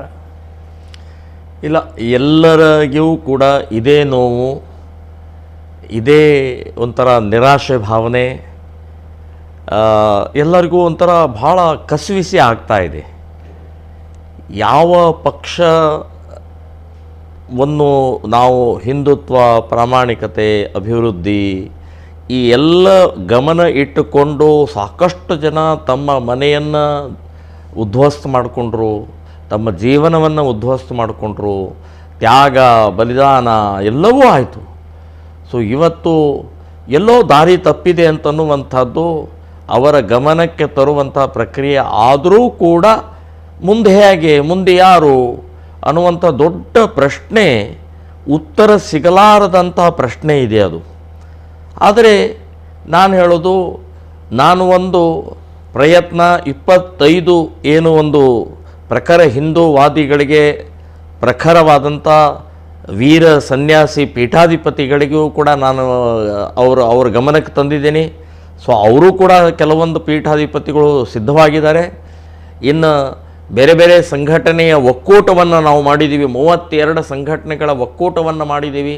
ಒಟ್ಟಾಗಿ ಹಿಂದುತ್ವದ ಈ ನಿರಾಶೆ ಭಾವನೆಯನ್ನು ಹೋಗಲಾಡಿಸಿ ಆಶಾಭಾವನೆಯನ್ನು ಮುಂದಿನ ಚುನಾವಣೆಯಲ್ಲಿ ಗೆದ್ದು ಇದೇ ಬಿ ಜೆ ಪಿಯನ್ನು ಗೆಲ್ಲಿಸಿ, ನಾವು ಬಿ ಜೆ ಪಿನೇ 25 ಸೀಟ್ ತೊಗೊಂಡಂಥ ಗೆದ್ದಂಥ ವ್ಯಕ್ತಿಗಳು ಯಾರೂ ಕೂಡ ಯಾವುದೇ ರೀತಿಯ ಬಿ ಜೆ ಪಿಯನ್ನೇ ಬೆಂಬಲಿಸ್ತಾರೆ, ಮೋದಿಯನ್ನೇ ಬೆಂಬಲಿಸ್ತಾರೆ, ಪ್ರಖರ ಬಿ ಜೆ ಪಿಯನ್ನೇ ವಿಚಾರಧಾರೆಯನ್ನು ಇಟ್ಕೊಂಡು ಕಾರ್ಯವನ್ನು ಮಾಡ್ತಾರೆ. 100ಕ್ಕೆ 100 ಹೇಳ್ತೀನಿ, ಬಿ ಜೆ ಪಿಯವರು ಸುಧಾರಿಸಿಕೊಂಡು ಈ ಏನು ಆಕ್ರೋಶ ಇದೆ, ನಿರಾಶೆ ಭಾವನೆ ಇದೆ, ಅದಕ್ಕೆ ಪೂರಕವಾಗಿ ನಮ್ಮ ಧ್ವನಿಗೆ ಇವತ್ತು ಅವರು ಒಮ್ಮತ ಕೊಟ್ಟರೆ 100ಕ್ಕೆ 100 ಹೇಳ್ತೀನಿ, ಮತ್ತೆ ಯಥಾ ಪ್ರಕಾರ ಹಿಂದೂ ರಾಷ್ಟ್ರಕ್ಕೆ, ಹಿಂದೂ ಸುರಕ್ಷತೆಗೆ ಒಂದು ಒಳ್ಳೆಯ ಲಕ್ಷಣ ಬರುತ್ತೆ ಅಂತನ್ನುವಂಥ ವಿಶ್ವಾಸ ನನಗಂತೂ ಇದೆ. ಹಾಗಿದ್ರೆ ಅಧಿಕಾರಕ್ಕೆ ಬರೋ ತನಕ ಮಾತ್ರ ಹಿಂದೂ ಧರ್ಮ, ಬಂದ ನಂತರ ಮರಿತಾರೆ ಅಂತೇಳಿ ನೀವು ಪರೋಕ್ಷವಾಗಿ ಸೂಚಿಸ್ತಾ ಇದ್ದೀರಿ? ಅದು ಆಗಿದೆ, ಆಗಬಾರ್ದು, ಅದಕ್ಕೆ ಎಚ್ಚರಿಕೆ ಕೊಡೋಗೋಸ್ಕರನೇ ನಾವು ಯೋಚನೆ ಮಾಡ್ತಾ ಇದ್ದೀವಿ. ಸೊ ಈಗ ಪ್ರವೀಣ್ ನೆಟ್ಟಾರನ ಶವಯಾತ್ರೆಯ ಸಮಯದಲ್ಲಿ ನಡೆದಂಥ ಘಟನೆ ಇರ್ಬೋದು, ಆ ನಂತರದ ರಾಜೀನಾಮೆ ಪರ್ವ ಇರ್ಬೋದು, ಇವತ್ತು ಆಡಳಿತದಲ್ಲಿ ಇರುವಂಥ ಸರ್ಕಾರದ ಪಕ್ಷದ ಪದಾಧಿಕಾರಿಗಳು ರಾಜೀನಾಮೆ ಕೊಡ್ತಾರೆ ಅಂತಂದರೆ ಅದು ಒಂದು ಗಂಭೀರವಾದಂಥ ವಿಚಾರಣೆ. ಅಷ್ಟು ಸುಲಭವಾಗಿ ತೊಗೊಳ್ಬೇಡಿ. ಯಾರೋ ಕೊಟ್ಟರು, ಯಾರೋ ಹುಡುಗರು ಕೊಟ್ಟರು, ಯಾರೋ ಒಬ್ಬ ಯುವ ಮೋರ್ಚಾದ ಅಧ್ಯಕ್ಷ ಕೊಟ್ಟ ಅಂತ ಅನ್ನೋದು ತಿಳ್ಕೊಬೇಡಿ. ಭಾಳ ಗಂಭೀರವಾಗಿ ಪಕ್ಷದವರು ತೊಗೊಳ್ಬೇಕು ಇದನ್ನು ಅಂತನ್ನುವಂಥದ್ದು ನಾನು ಹೇಳ್ತಾ ಇದ್ದೀನಿ. ಮುಂದಿನ ಕರೆ. ನಮಸ್ಕಾರ. ಹಲೋ, ಜೈ ಶ್ರೀರಾಮ್. ಹೇಳಿ, ತಮ್ಮ ಹೆಸರು ಮತ್ತೆ ಎಲ್ಲಿಂದ ಕರೆ ಮಾಡ್ತೀವಿ? ಚಂದ್ರಶೇಖರ್ ಕಲ್ಲಡ್ಕ. ಓಕೆ, ಹೇಳಿ ಪ್ರಮೋದ್ ಇದ್ದಾರೆ, ಮಾತಾಡಿ ಚಂದ್ರಶೇಖರ್ ಅವರೇ. ಸರಿ ಸರ್. ಸರ್, ನಮ್ಗೆ ಗುಜರಾತ್ ಮಾದರಿ ಅಂತ ಸರ್ಕಾರ ನಮಗೆ ಬೇಕು. ಹಿಂದುತ್ವ ನಮಗೆ ಕಡ್ಡಾಯವಾಗಿ ಬೇಕೇ ಬೇಕು. ಇಲ್ಲಿ ಹಾಕುವಂತ ಕೆಲವು ಕಾರ್ಯಕ್ರಮಗಳು, ಕೆಲವು ಇವ್ರದ್ದು ಘಟನೆಗಳು ನಮ್ಗೆ ವಿಪರೀತವಾಗಿ ಬೇಜಾರಾಗ್ಬಿಟ್ಟಿದೆ ನಮ್ಮ ಸಂಸ್ಥೆಗೆ. ಯಾವ ಯಾವ ಕಾರ್ಯಕ್ರಮ ಬೇಸರ ಆಯಿತು ತಮಗೆ? ಬೇಜಾರಿಂದ ಹಿಂದೂಗಳ ಹತ್ಯೆ, ಹಿಂದೂಗಳಿಗೆ ಅನ್ಯಾಯ ಅದು ಆಗ್ತಾ ಇದೆ. ಓಕೆ, ಹಾಂ, ಅದ್ರ ಬಗ್ಗೆ ಏನಾದ್ರು ಗುಜರಾತ್ ಮಾದರಿ ಅಂತ ಹೇಳ್ತಿದ್ರಿ ತಾವು, ಆ ತರ ಬರ್ಲೇಬೇಕು ನಮ್ಗೆ. ಓಕೆ ಓಕೆ, ಸರಿ, ಧನ್ಯವಾದ ಕರೆ ಮಾಡಿದ್ದಕ್ಕೆ. ಸರಿ ಸರಿ. ಎಸ್ ಪ್ರಮೋದ್, ಒಂದು ಕಡೆಯಲ್ಲಿ UP ಮಾದರಿ ಅಂತ ಕೂಡ ಹೇಳ್ತಾರೆ. ಬುಲ್ಡೋಸರ್ ಆರೋಪ ಮಾಡಿ, ಅಂದರೆ ತಪ್ಪು ಮಾಡಿದವ್ರಿಗೆ ಕ್ಷಮಿಸುವಂಥ ಪ್ರಶ್ನೆನೇ ಇಲ್ಲ, ತಕ್ಷಣವಾಗಿ ಬುಲ್ಡೋಸರಿಂದ ಕೆಡವಿ ಅಂತ. ಅದು ಕಳೆದ ಬಾರಿ ಅಂತ ಆಗಿಲ್ಲ. ಈಗ ರಾಜಕಾಲುವೆ ಕೆಡವುದು ಬೇರೆ ವಿಚಾರ, ಆದರೆ ನಾವು ಹಿಂದೆ ನೋಡುವಾಗ ಯಾರು ಹಿಂದೂ ಕಾರ್ಯಕರ್ತರ ಹತ್ಯೆಗಳಾದಾಗ ಅಂಥ ಆರೋಪಿಗಳ ತೀಕ್ಷ್ಣ ಕ್ರಮ ಅಂತ ಹೇಳ್ತಾ ಇದ್ರು, ಬಿಟ್ಟರೆ ಏನೂ ಆಗಿರಲಿಲ್ಲ ಅಂತೇಳಿ. ಈಗಲೂ ಆಗ್ತಾ ಇಲ್ಲ ಅಂತ ಅನಿಸ್ತಾ ಉಂಟು. ಇಲ್ಲ, ಅವ್ರದ್ದು ಪ್ರಶ್ನೆ ನನಗೆ ಅರ್ಥ ಆಯಿತು. ಗುಜರಾತ್ ಮಾದರಿ, UP ಮಾದರಿ ಅಂತಂದರೆ 75 ವರ್ಷದ ಸ್ವಾತಂತ್ರ್ಯದ ಇತಿಹಾಸದಲ್ಲಿ ಸಬ್ಕೆ ಸಾಥ್ ಅಂತನ್ನುವಂಥದ್ದು, ಅಂದರೆ ಎಲ್ಲರ ಜೊತೆಗೆ ಸಬ್ಕಾ ವಿಕಾಸ್, ಸಬ್ಕಾ ವಿಶ್ವಾಸ್ ಅಂತನ್ನುವಂಥ ಹೇಳಿಕೆಯನ್ನು ಕೊಟ್ಟು ಸೆಕ್ಯುಲರ್ ಶಬ್ದದ ಪರಿಣಾಮದಿಂದ ಎಲ್ಲರೂ ಸಮಾನತೆ ನೋಡ್ಕೊಂಡು ಹೋಗಿ 100 ಕೋಟಿ ಹಿಂದೂಗಳನ್ನೇ ಕಡೆಗಣಿಸುವಂಥ, 100 ಕೋಟಿ ಹಿಂದೂಗಳ ಆಧ್ಯಾತ್ಮಿಕ ಸಾಂಸ್ಕೃತಿಕ ಸಂಪ್ರದಾಯವನ್ನೇ ತುಳಿಯುತ್ತಾ ಬಂದಂಥ ಈ ವ್ಯವಸ್ಥೆ ಇವತ್ತು ಎಲ್ಲಿವರೆಗೆ ಬಂದು ನಿಂತಿದೆ ಅಂದರೆ, ಜನರ ಧ್ವನಿ ಮೋದಿ ಬೇಕು, ಯೋಗಿ ಬೇಕು, ಗುಜರಾತ್ ಮಾದರಿ ಬೇಕು. ಗುಜರಾತ್ ಮಾದರಿ ಅಂತಂದರೆ 2000 ಇಸ್ವಿಯಲ್ಲಿ ಗೋಧ್ರಾ ಘಟನೆಯ ಅನಂತರ ಗುಜರಾತಿನ ಜನ ಉತ್ತರ ಕೊಟ್ಟರು, ಅದಕ್ಕೆ ಸರಿಯಾಗಿ ಉತ್ತರ ಕೊಟ್ಟಿದ್ದ ಪರಿಣಾಮದಿಂದ ಗುಜರಾತಿನಲ್ಲಿ ಇವತ್ತಿನ ತನಕ ಗಲಭೆ ಆಗಿಲ್ಲ, ಕೋಮು ಗಲಭೆ ಆಗಿಲ್ಲ. ಸೊ ಅದೇ ಉತ್ತರ ಬೇಕು ಅನ್ನುವಂಥದ್ದು ಮಾನಸಿಕತೆ ನಿರ್ಮಾಣ ಆಗಿದ್ದು ಯಾಕೆ ಅಂತಂದರೆ, ಈ ದುಷ್ಟ ಕಿಡಿಗೇಡಿ ಗೂಂಡಾ ಮುಸ್ಲಿಮರ ವರ್ತನೆ ಇವತ್ತು ಈ ಧ್ವನಿ ಬರ್ತಾ ಇದೆ. ಇವತ್ತು ಯೋಗಿ ಬೇಕು ಅಂತ ಅನ್ನಿಸ್ತಾ ಇದೆ, ಇವತ್ತು ಗುಜರಾತ್ ಮಾದರಿ ಬೇಕು ಅಂತ ಅನ್ನಿಸ್ತಾ ಇದೆ. ಸೊ ಆ ದೃಷ್ಟಿಯಿಂದ ಭಾಯಿ ಸೌಹಾರ್ದ, ಸೆಕ್ಯುಲರ್ ಈ ಪದದಿಂದ ಹಿಂದೂ ಸಮಾಜ ಇವತ್ತು ಬಹಳ ದೊಡ್ಡ ಆಕ್ರೋಶದಲ್ಲಿದೆ ಅಂತನ್ನೋದು ನೆನಪಿಟ್ಕೊಳ್ಳಿ. ಎಲ್ಲಿವರೆಗೆ ಅಂತಂದರೆ, ಈ ದೇಶದ ನೆಲದ ಒಂದು ಗುಣ, ಗಣಪತಿ ಗಣೇಶನ ಹಬ್ಬ ಆಚರಣೆ ಮಾಡಬಾರ್ದು, ಗಣೇಶನ ಉತ್ಸವ ಆಚರಣೆ ಮಾಡಬಾರ್ದು ಅಂತ ಸುಪ್ರೀಂ ಕೋರ್ಟ್ ಹೋಗುವಷ್ಟು ನಿರ್ಲಜ್ಜ ನೀಚರ ದ್ರೋಹಿಗಳಾಗಿದ್ದಾರೆ ಅಂತಂದರೆ ಅದಕ್ಕೆ ರೋಷ ಬರ್ತಾ ಇದೆ. ಗುಜರಾತ್ ಮಾದರಿ ಉತ್ತರ ಕೊಡಬೇಕು ಅಂತನ್ನುವಂಥದ್ದು ಎಲ್ಲರಿಗೂ ಅನಿಸ್ತಾ ಇರುವಂಥದ್ದು ಸರಿಯಾಗಿದೆ ಅಂತನ್ನುವಂಥ ಹೇಳ್ತಾರೆ. ಮುಂದಿನ ಕರೆ. ನಮಸ್ಕಾರ. ಹಲೋ. ಅಲ್ವಾ? ನಮಸ್ತೆ, ತಮ್ಮ ಹೆಸರು ಮತ್ತೆ ಎಲ್ಲಿಂದ ಕರೆ ಮಾಡ್ತೀರಿ ಅಂತ? ಮನೋಜ್ ಸರ್, ಕುಲ್ಸಾಗರದಿಂದ. ಓಕೆ, ಕುಲ್ಸಾಗರದಿಂದ ಮನೋಜ್. ಆಯ್ತು, ಟಿವಿ ವಾಲ್ಯೂಮ್ ಮ್ಯೂಟ್ ಮಾಡಿ ಬೇಗ. ಪ್ರಮೋದ್ ಇದ್ದಾರೆ, ಮಾತಾಡಿ. Sir, Muthalik sir. ಹೇಳಿ. ಹಲೋ ಹೇಳಿ ಮಾತಾಡಿ. ಸರ್, ನೀವೊಂದು ಹೇಳಿದ್ರೆ ಹಿಂದುತ್ವವಾದಿ, ಕರೆಕ್ಟ್. ಹಲೋ, ಹೇಳಿ ಕೇಳಿಸ್ತಾ ಇದೆ, ಹೇಳಿ. ಕೇಳಿಸ್ತಿರಲ್ಲ? ಚೆನ್ನಾಗವ್ರೆ. ಎಂತ ಗೊತ್ತುಂಟ, ನಾನು ಹೇಳ್ತೇನೆ, ಈ ಗೌರ್ಮೆಂಟ್ ಅಂತ ಹೇಳ್ತಿರಲ್ಲ, ಕರೆಕ್ಟ್ ಆಗಿ ಈ ಮೋದಿ ಅವರು ಒಂದು ಕೆಲಸ, ಒಳ್ಳೆ ಕೆಲಸ ಮಾಡ್ಬೇಕು ಸರ್. ಓಕೆ, ಧನ್ಯವಾದ. ನೀವು ಟಿವಿ ವಾಲ್ಯೂಮ್ ಮ್ಯೂಟ್ ಮಾಡಿ ಅಂತ ಹೇಳೋದಕ್ಕೆ ದಯವಿಟ್ಟು ಕಮ್ಯುನಿಕೇಶನ್. ಏನು ಹೇಳಿದ್ರು? ಅಲ್ಲ, ಮೋದಿ ಅವರು ಕರೆಕ್ಟಾಗಿ ಮಾಡ್ತಾ ಇದ್ದಾರೆ, ಆದರೆ ಬಹುಶಃ ಅದನ್ನು ರಾಜ್ಯದಲ್ಲಿರುವಂಥ ನಾಯಕರು ಬಹುಶಃ ಅದೇ ಅಭಿಪ್ರಾಯವನ್ನು ಅವರು ವ್ಯಕ್ತಪಡಿಸ್ತಾ ಇದ್ದಾರೆ ಅಂತ ಅನಿಸ್ತಾ ಉಂಟು. ಅಲ್ಲಿ ನಾವು ಮೋದಿಯವರ ಮುಖ ನೋಡಿ ಕೊಡ್ತಾ ಇದ್ದೇವೆ, ಆದರೆ ಏನೂ ಆಗ್ತಾ ಇಲ್ಲ ಅಂತ. ಇಲ್ಲ, ನಾನು ಇನ್ನೊಂದು ಹೇಳ್ತೇನೆ. ಈ ಸಂದರ್ಭದಲ್ಲಿ ಮೋದಿ ಕೇಂದ್ರಕ್ಕೆ ಬೇಕು, ಮೋದಿ ಪ್ರಧಾನಿಗೆ ಬೇಕು, ಮೋದಿ ದೇಶಕ್ಕೆ ಬೇಕು, ಮೋದಿ ಅನ್ನುವಂಥ ವ್ಯಕ್ತಿ ಇವತ್ತು ಇಡೀ ಜಗತ್ತಿಗೆ ಸರಿಯಾದಂಥ ನೇತೃತ್ವ ತಗೊಳ್ಳುವಂಥ ಬೇಕು ಅಂತನ್ನುವಂಥದ್ದು 100ಕ್ಕೆ 100 ನಾವು ಒಪ್ಪಿಗೆ ಕೊಡುವಂಥದ್ದು. ನಮಗೂ ಮೋದಿ ಆದರ್ಶ ಅಂತನ್ನುವಂಥದ್ದು ಎರಡನೇ ಮಾತನೇ ಇಲ್ಲ. ಆದರೆ ಕರ್ನಾಟಕದಲ್ಲಿ ಇವತ್ತು 5 ಸಲ 6 ಸಲ 4 ಸಲ ಗೆದ್ದಂಥ ವ್ಯಕ್ತಿಗಳೂ ಕೂಡ ಇನ್ನೂ ಮೋದಿ ಹೆಸರು ಹೇಳ್ಕೊಂಡು ಗೆಲ್ಲುವಂಥದ್ದು ಬೇಡ. ದಯವಿಟ್ಟು ನಾನು ಹೇಳ್ತೀನಿ, ಇನ್ನು ಮೇಲೆ ನೀವು ಮೋದಿ ಹೆಸರು ಹೇಳದೆ ನಿಮ್ಮ ಅಭಿವೃದ್ಧಿ, ನಿಮ್ಮ ಹಿಂದುತ್ವ, ನೀವು ಮಾಡಿದಂಥ ಕಾರ್ಯವನ್ನು ಜನರ ಎದುರುಗಡೆ ತಗೊಂಡು ಹೋಗಬೇಕು ಅನ್ನುವಂಥದ್ದು ನಾನು ಸ್ಪಷ್ಟವಾಗಿ ಹೇಳ್ತಾ ಇದ್ದೀನಿ. ಮೋದಿ ಫೋಟೋ ಕೂಡ ಹಾಕೋಕೆ ಯೋಗ್ಯತೆ ಇಲ್ಲ ನಿಮಗೆ ಅಂತನ್ನುವಂಥದ್ದು ಹೇಳ್ತೀನಿ. ನಿಮ್ಮ ಯೋಗ್ಯತೆ ತೋರಿಸಿ, ನಿಮ್ಮ ಯೋಗ್ಯತೆಯನ್ನು ಜನರ ಎದುರುಗಡೆ ತೊಗೊಂಡೋಗಿ ಓಟ್ ಕೇಳಿ ಅಂತನ್ನುವಂಥದ್ದು ನಾನು ಹೇಳ್ತೇನೆ. ಸೊ ಮೋದಿ ಕೇಂದ್ರಕ್ಕೆ ಬೇಕು, ಕೇಂದ್ರಕ್ಕೆ ಗೆಲ್ಲಿಸ್ತೀವಿ, ಕೇಂದ್ರಕ್ಕೆ ಇನ್ನೂ ಹೆಚ್ಚಿನ ಪ್ರಮಾಣದಲ್ಲಿ ಇಡೀ ಕಾಂಗ್ರೆಸ್ಸನ್ನು ಧೂಳೀಪಟ ಮಾಡ್ತೀವಿ, ಹೊಸಕ್ಕೆ ಹಾಕ್ತೀವಿ ಅಂತನ್ನುವಂಥದ್ದು ಹೇಳ್ತೀನಿ. ಮೋದಿ ನಮಗೆ ಬೇಕು.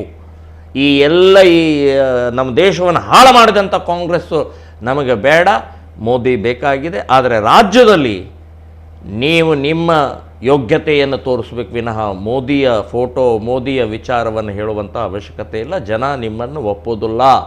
ಮೋದಿ ಹೆಸರು ಹೇಳೋಕ್ಕೆ ಹೋಗಬೇಡಿ, ನಿಮ್ಮ ಅಯೋಗ್ಯತನವನ್ನು ಪ್ರದರ್ಶನ ಮಾಡಬೇಡಿ ಅಂತನ್ನುವಂಥದ್ದು ನಾನು BJPಯ ಈ ಬರುವಂಥ ಚುನಾವಣೆಯಲ್ಲಿ ಈಗಲೇ ಹೇಳ್ತಾ ಇದ್ದೀನಿ. ಮುಂದಿನ ಕರೆ. ನಮಸ್ಕಾರ. ಹಲೋ, ನಮಸ್ಕಾರ ಸರ್. ನಮಸ್ತೆ. ತಮ್ಮ ಹೆಸರು ಮತ್ತೆ ಇಲ್ಲಿಂದ ಕರೆ ಮಾಡಿ? ನಾನು ಗೋಪಾಲಕೃಷ್ಣ ದೇವಾಡಿಗೆ ಅಂತ ಉಜಿರೆಯಿಂದ. ಓಕೆ, ಮಾತಾಡಿ. ಪ್ರಮೋದ್ ಮುತಾಲಿಕ್ ಸರ್ ದೊಡ್ಡ ಅಭಿಮಾನಿ. ಈಗ ಒಂದು 57 ವರ್ಷ ಆಯ್ತು. ಹೇಳಿ. ನಮಸ್ಕಾರ. ಹೇಳಿ. ನಮಸ್ಕಾರ ಸರ್. ನಮಸ್ಕಾರ. ನಾನು ನಿಮ್ಮ ದೊಡ್ಡ ಅಭಿಮಾನಿ ಗೋಪಾಲಕೃಷ್ಣ ದೇವಾಡಿಗೆ ಅಂತೇಳಿ ಉಜಿರೆಯಿಂದ. ಧನ್ಯವಾದ. ಹೇಳಿ. ಹಿಂದುತ್ವ ಅಂತ ಹೇಳಿದ್ರೆ ನನ್ನ ಬಹಳ ಒಂದು ಹಿಂದೂ ಎನ್ನಲು ಭಯವೇಕೆ ಅಂತ ಹೇಳುವುದನ್ನು ನೀವು ಸಾಧಾರಣ ಪ್ರತಾಪ್ ಚಿಪ್ ನಾಯಕರು ಇಲ್ಲಿ ಜಿಲ್ಲಾಧ್ಯಕ್ಷರಾಗಿದ್ದರು ಎಲ್ಲಿ ಮಂಗಳೂರಿನಲ್ಲಿ. ಆಗ ಒಂದು 7 ಹೈಯೆಸ್ಟ್ ಸೀಟ್ ಬಂದಿತ್ತು. ಅದರಲ್ಲಿ ನೀವು ಪ್ರಚಾರ ಮಾಡಿದ್ದು, ನೀವು ಹಿಂದುತ್ವವನ್ನು ಹಿಂದೂ ಜನಜಾಗೃತಿಯನ್ನು ಮಾಡಿದವರು ನೀವು ಸರ್. ಹಲೋ. ಹೌದು ಹೌದು ಹೌದು ಹೌದೌದು. ಆಗ ಕಾಂಗ್ರೆಸ್ ಇಲ್ಲಿ ಗೌರ್ಮೆಂಟ್ ಬಂದಿತ್ತು ಕರ್ನಾಟಕದಲ್ಲಿ. ಆದ್ರೂ ಇಲ್ಲಿ ಸೌತ್ ಕೇಂದ್ರದಲ್ಲಿ ಹಿಂದುತ್ವ ಎಲ್ಲ BJPಯಲ್ಲಿ ವಿನ್ ಆಗಿದ್ದು ಸರ್. ಹೌದು. ಆದ್ರೂ ನಿಮ್ಮನ್ನು ಯಾಕೆ ಕಡೆಗಣಿಸಿದ್ರು ನನಗೆ ಗೊತ್ತಿಲ್ಲ. ನಾನು ನಿಮ್ಮ ಬಹಳ ದೊಡ್ಡ ಅಭಿಮಾನಿ. ಮತ್ತೆ ಮಹೇಶ್ ಶೆಟ್ಟಿ ತಿಮಾರೋಡಿ ಇದ್ದಾರೆ, ಅವರ ಅಭಿಮಾನಿ ಕೂಡ ನಾನು. ಮತ್ತೆ ಸತ್ಯಜಿತ್ ಸುರತ್ಕಲ್ ಇದ್ದಾರೆ, ಅವರನ್ನು ಕೂಡ ಅವರ ಅಭಿಮಾನಿ ಕೂಡ. ಬಜಲಿಗೇರಿ ಕಮಲಾಕ್ಷರ್ ಒಂದಿತ್ತು ಹಿಂದಿಯಲ್ಲಿ ನಮ್ಮ ಹಿಂದುತ್ವಕ್ಕೆ ಬಹಳ ಹೋರಾಡಿದವರು. ಅವರು ಎಲ್ಲ ಕಡೆಗಣಿಸಿದ್ದಾರೆ BJP ಅವರು. ಹೌದು ಹೌದು ಹೌದು ಹೌದು. ನನಗೆ ಬಹಳ ದುಃಖಕರವಾದ ಸಂಗತಿ ಸರ್. ಇಲ್ಲ, ಅದಕ್ಕೆ ಹಿಂದುತ್ವವನ್ನು ನೀವು ಅದನ್ನ ಮುಂದಾಳು ತೋರಿಸಿಕೊಂಡು ನಮ್ಮ ಹಿಂದುತ್ವ ಹೋರಾಡಬೇಕು ಅಂತ ನಮ್ಮ ಪ್ರಾರ್ಥನೆ ಸರ್. ನೀವು ಸರಿಯಾಗಿ ಹೇಳಿದ್ರಿ. ಮಹೇಶ್ ತಿಮ್ರೋಡಿ ಇರ್ಬೋದು, ಸತ್ಯಜಿತ್ ಸುರತ್ಕಲ್ ಇರ್ಬೋದು, ಅಥವಾ ಇಂಥ ಹೋರಾಟಗಾರರನ್ನ ಯಾವುದೋ ಒಂದು ಕಾರಣದಿಂದ ಪಕ್ಕಕ್ಕಿಡುವಂಥ ಪ್ರಕ್ರಿಯೆ ನಡೀತಾ ಇರೋದು ಸರಿಯಾದ ಬೆಳವಣಿಗೆ ಅಲ್ಲ. ಏನೋ ತಪ್ಪು ಒಪ್ಪುಗಳು ಬೇಕಾದಷ್ಟು ಆಗ್ತವೆ. ಆದರೆ ದುಷ್ಟರನ್ನು, ಭ್ರಷ್ಟರನ್ನು, ಹಿಂದೂ ವಿರೋಧಿಗಳನ್ನು ಗೆಲ್ಲಿಸುವಂಥ ಅಥವಾ ಒಳಗಡೆ ತಂದಿದ್ದ ಪರಿಣಾಮದಿಂದ ಇವತ್ತು ಜನರಿಗೆ ಆಗಿದೆ. ಅದು ಆಗಬಾರ್ದು ಅನ್ನೋ ದೃಷ್ಟಿಕೋನದಿಂದಲೇ ನಾವು BJP ಸರ್ಕಾರದ ಪಕ್ಷದ ಮೇಲೆ ಒತ್ತಡವನ್ನು ತರ್ತಾ ಇದ್ದೀವಿ. 25 ಸೀಟನ್ನು ಹಿಂದೂ ಕಾರ್ಯಕರ್ತರಿಗೆ, ಹಿಂದೂ ಹೋರಾಟಗಾರರಿಗೆ, ಹಿಂದೂ ಪ್ರಾಮಾಣಿಕರಿಗೆ ಕೊಡಬೇಕು ಅಂತನ್ನುವಂಥದ್ದು ಆಗ್ರಹವನ್ನು ಮಾಡ್ತಾ ಇದ್ದೀವಿ. ನಿಮ್ಮ ಕಳಕಳಿಗೆ ಧನ್ಯವಾದ.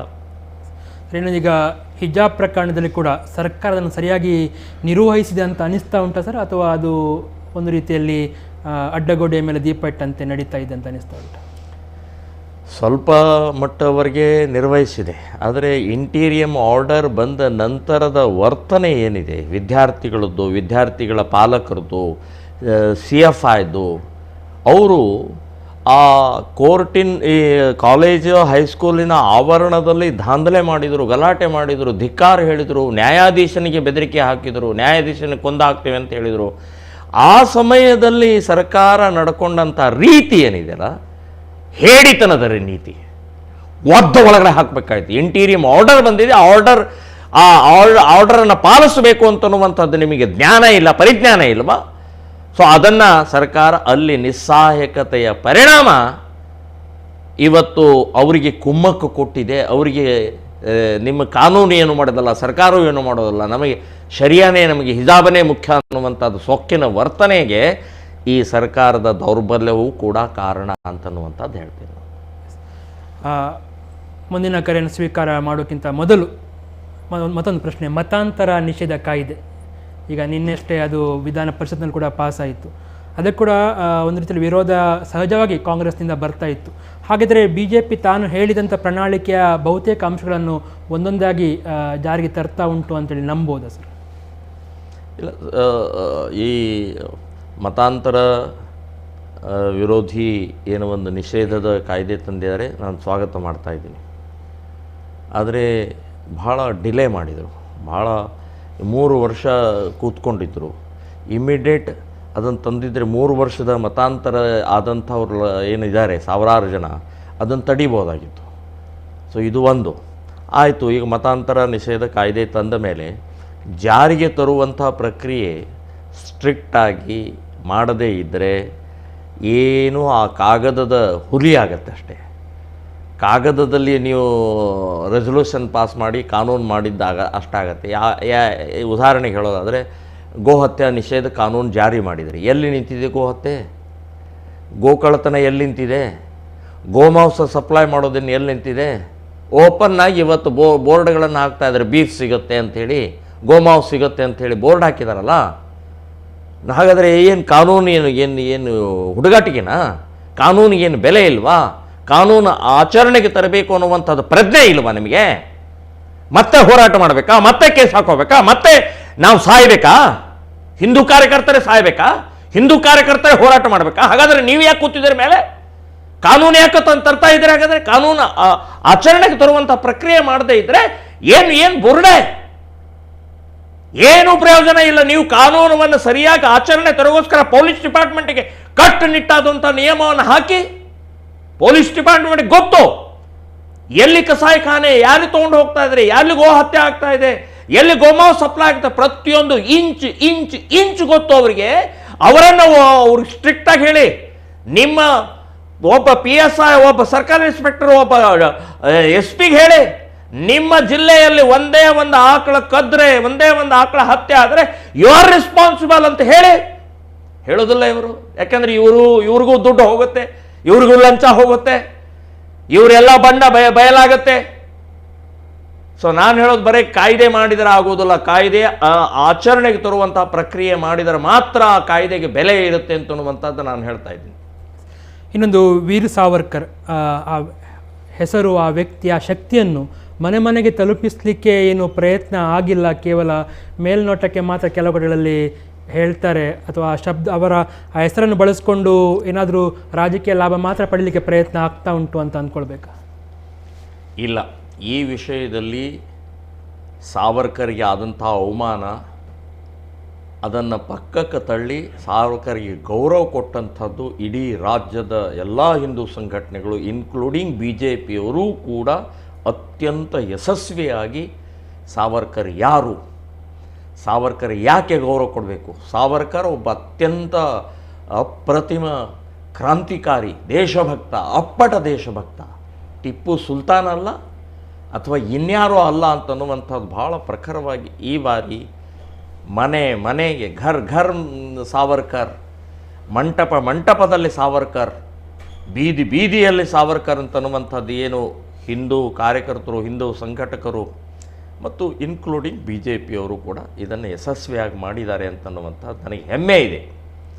ಸಾವರ್ಕರನ್ನು ಅತ್ಯಂತ ತಮ್ಮ ಇಡೀ ಜೀವನದ 23 ವರ್ಷ ಜೈಲಿನಲ್ಲಿ ಕಳೆದಂಥ ಒಬ್ಬ ವ್ಯಕ್ತಿಯ ಅವಮಾನ ಈ ದೇಶದ ಮುಸ್ಲಿಂ ಕಿಡಿಗೇಡಿಗಳು, ಕಾಂಗ್ರೆಸ್ರು, ಇವರು ಮಾಡ್ತಾ ಇರುವಂಥ ಅವಮಾನಕ್ಕೆ ಸರಿಯಾಗಿ ಉತ್ತರ ನಾವು ಹಿಂದೂ ಸಂಘಟಕರು ಕೊಟ್ಟಿದ್ದೀವಿ ಅಂತನ್ನುವಂಥದ್ದು ನಾನು ಹೆಮ್ಮೆಯಿಂದ ಹೇಳ್ತಾ ಇದ್ದೀನಿ. ಓಕೆ, ಮುಂದಿನ ಕರೆ. ನಮಸ್ಕಾರ.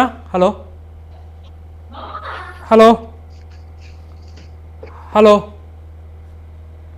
ಹಲೋ ಧ್ವನಿ ಕೇಳಿಸ್ತಾ ಉಂಟಾ? ಹಲೋ, ಓಕೆ, ಮಾತಾಡಿ. ತಮ್ಮ ಹೆಸರು ಮತ್ತೆ ಎಲ್ಲಿಂದ ಕರೆ ಮಾಡ್ತಾ ಇದ್ರಿ? ಹಲೋ, ನಮಸ್ತೆ ಸರ್. ನಮಸ್ತೆ, ತಮ್ಮ ಹೆಸರು? ಸರ್, ನಾನು ಸಿರಾಜ್ ಬಜ್ಪೆ. ಸಿರಾಜ್ ಅವರೇ ಮಾತಾಡಿ, ಪ್ರಮೋದ್ ಇದ್ದಾರೆ, ಮಾತಾಡಿ. ಈಗ ಮುತಾಲಿಕ್ ಅವರು ಒಂದ್ ಮಾತಂತೂ ಹೇಳಿದ್ದಾರೆ, ಬಹಳ ಸತ್ಯವಾಗಿ ಹೇಳಿದ್ದಾರೆ. ನೋಡಿ, ಬೀಫು ಇನ್ನೂ ಕೂಡ ಮಾರ್ಕೆಟ್ ನಲ್ಲಿ ನಡೀತಾನೆ ಇರುವಂತದ್ದು ನಮ್ಮ ಈ ದೇಶದಲ್ಲಿ. ಅವ್ರು ಹೇಳಿದಾಗೆ ಬೋರ್ಡ್ ಇಲ್ಲಿ ಬೀಫ್ ಸಿಗ್ತದೆ ಅಂತ ಹೇಳಿ ಬೋರ್ಡ್ ಹಾಕ್ತಾನೂ ಇದ್ದಾರೆ ಅಲ್ವಾ? ಹೌದು. ಬಟ್ ಬೀಫ್ ಅನ್ನು ಎಕ್ಸ್ಪೋರ್ಟ್ ಕೂಡ ಮಾಡ್ತಾರ ಅನ್ನುವಂಥದ್ದು ಕೂಡ ಮುತಾಲಿಕ್ರವರ ಮಾತಿನಲ್ಲಿ ಅರ್ಥ ಅಲ್ವಾ? ಹೌದು ಹೌದು. ಇದನ್ನು ಯಾಕೆ ನಿಲ್ಲಿಸ್ತಾ ಇಲ್ಲ? ಬೀಫ್ ಎಕ್ಸ್ಪೋರ್ಟ್ ಈಗ ಹೈಯೆಸ್ಟ್ ಬೀಫ್ ಎಕ್ಸ್ಪೋರ್ಟ್ ಆಗುದು ವರ್ಲ್ಡ್ ಅಲ್ಲಿ ಇಂಡಿಯಾದಿಂದ ಅನ್ನುವಂಥದ್ದು ಮುತಾಲಿಕ್ ಅವರಿಗೆ ಗೊತ್ತಿದೆ. ಇಷ್ಟೆಲ್ಲ ಹಿಂದೂಗಳ ಬಗ್ಗೆ, ಹಿಂದೂ ಸಂಘಟನೆಗಳ ಬಗ್ಗೆ ಈ ಬೀಫ್ ಅನ್ನು ನಿಲ್ಲಿಸಬೇಕು ಅಂತ ಹೋರಾಟ ಮಾಡ್ತಿರುವಂತವ್ರು ಇದನ್ನ ಯಾಕೆ ನಿಲ್ಲಿಸ್ತಾ ಇಲ್ಲ? ಈಗ ಸರ್ಕಾರ ಯಾರ್ದು ಇರುವುದು? ಸರ್ಕಾರ ಯಾರ್ದಿರೋದು? ಹಾಗಾದ್ರೆ ಯಾಕಾಗಿ ಈ ಎಕ್ಸ್ಪೋರ್ಟ್ ಅನ್ನು ನಿಲ್ಲಿಸ್ತಾ ಇಲ್ಲ? ಎಕ್ಸ್ಪೋರ್ಟ್ ಮಾಡುವಂತವ್ರು ಕೂಡ ಯಾರು ಅನ್ನುವಂಥದ್ದು ನಾವು ಗಮನ ಹರಿಸಬೇಕಾಗ್ತದೆ. ನಾನು ಇದು ಮೊದಲಿಕ ಅವರ ಗಮನಕ್ಕೆ ತರ್ತೇನೆ. ಎಕ್ಸ್ಪೋರ್ಟ್ ಮಾಡಿಸುವಂತವ್ರು ಯಾರು? ಯಾರ ಹೆಸರಲ್ಲಿ ಈ ಎಕ್ಸ್ಪೋರ್ಟ್ ಕಂಪನಿಗಳು ಇದೆ? ಎಷ್ಟು ಮುಸ್ಲಿಮರ ಹೆಸರಲ್ಲಿ ಎಕ್ಸ್ಪೋರ್ಟ್ ಕಂಪನಿಗಳಿದೆ ಈಗ ನೋಡಿ ಹೇಳಿ. ಇಲ್ಲಿ ಎಲ್ಲಾ ಎಕ್ಸ್ಪೋರ್ಟ್ ಕಂಪನಿಗಳು ಇರುವುದು ಕೂಡ ಮುಸ್ಲಿಮರ ಹೆಸರು ಹಾಕಿಸಿಕೊಂಡು ಈ ಗುಜರಾತಿನವರೇ ಜಾಸ್ತಿ ಇರುವುದು. ಹಾಗಾದ್ರೆ ಏನು ಇಲ್ಲಿ ಬಿಜೆಪಿಯ ಕಾರ್ಯಕರ್ತರನ್ನು ಇವರೇನು ಸುಮ್ಮನೆ ಒಂದು ಎಲೆಕ್ಷನ್ ಗಿಮಿಕ್ಕಿಗಾಗಿ ಮಾತ್ರ ಏನಾದ್ರೂ ಮಂಗ ಮಾಡ್ತಾ ಇದ್ದಾರಾ?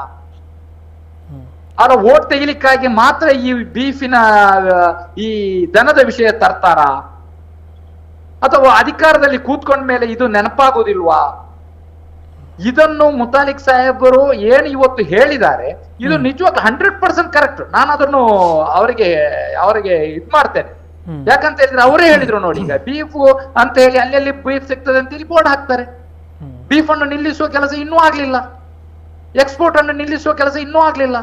ವರ್ಲ್ಡ್ ಅಲ್ಲಿ ನಿಮ್ಮ ಪ್ರಶ್ನೆ ಅರ್ಥ ಆಯ್ತು, ಉತ್ತರ ಕೊಡ್ತಾರೆ ಅವರು. ಧನ್ಯವಾದ ಕರೆ ಮಾಡಿದ್ದಕ್ಕೆ. ನೀವು ಹೇಳಿದ್ದು ಅರ್ಥ ಆಯ್ತು. ನಿಮ್ಮ ಇದನ್ನು ನಾನು ಒಪ್ಕೊಳ್ತೇನೆ, 100ಕ್ಕೆ 100 ಒಪ್ಕೊಳ್ತೇನೆ. ಕೇಂದ್ರ ಸರ್ಕಾರ ಇವತ್ತು BJP ಸರ್ಕಾರ ಇದೆ. ಸರ್ಕಾರ ಬರೋಕ್ಕಿಂತ ಮುಂಚೆ ಅವರು ಗೋಮಾಂಸ ರಫ್ತು ಮಾಡುವಂಥದ್ದನ್ನು ಆರೋಪವನ್ನು ಕಾಂಗ್ರೆಸ್ ಮೇಲೆ ಹಾಕಿದ್ರು. ಇವತ್ತು 8 ವರ್ಷ ಆದರೂ ಕೂಡ ಇವತ್ತು ಸರ್ಕಾರ ಗೋಮಾಂಸ ರಫ್ತಾಗೋದನ್ನು ನಿಲ್ಲಿಸಿಲ್ಲ. ಅದನ್ನು ವಿರೋಧ ಮಾಡ್ತೀವಿ, ತಪ್ಪು, ಅದನ್ನು ಖಂಡಿಸ್ತಾ ಇದ್ದೀವಿ. ಸೊ ಅದರ ವಿರುದ್ಧನೂ ಕೂಡ ಹೋರಾಟವನ್ನು ನಾವು ಮಾಡ್ತೀವಿ. ಇದನ್ನು ಮನೆಗೆ ಹೇಳ್ತೀವಿ. ಇದನ್ನು ನೀವು ಕೇಂದ್ರ ಸರ್ಕಾರದ ರಫ್ತಾಗ್ತಾ ಇರುವಂಥ ಆ ಗೋಮಾಂಸವನ್ನು ನಿಲ್ಲಿಸದೇ ಇದ್ದರೆ ಇನ್ನು ಇಲ್ಲಿ ಕಾನೂನು ತಂದು ಏನೂ ಪ್ರಯೋಜನ ಆಗುವುದಿಲ್ಲ ಅಂತನ್ನುವಂಥದ್ದು ನಾನು ಹೇಳ್ತಾ ಇದ್ದೀನಿ. ಕೇಂದ್ರ ಸರ್ಕಾರದ ಮೇಲೂ ಕೂಡ ಆಗ್ರಹವನ್ನು ಮಾಡ್ತೀವಿ, ಹೋರಾಟವನ್ನು ಮಾಡ್ತೀವಿ, ಎಚ್ಚರಿಕೆಯನ್ನು ಕೊಡ್ತೀವಿ ಅಂತನ್ನುವಂಥದ್ದು ಸಿರಾಜ್ ಅವರು ನೀವು ಹೇಳಿದ್ದು ಸತ್ಯ ಇದೆ. ನಾವು ಬಿಡೋಲ್ಲ ಇದನ್ನು.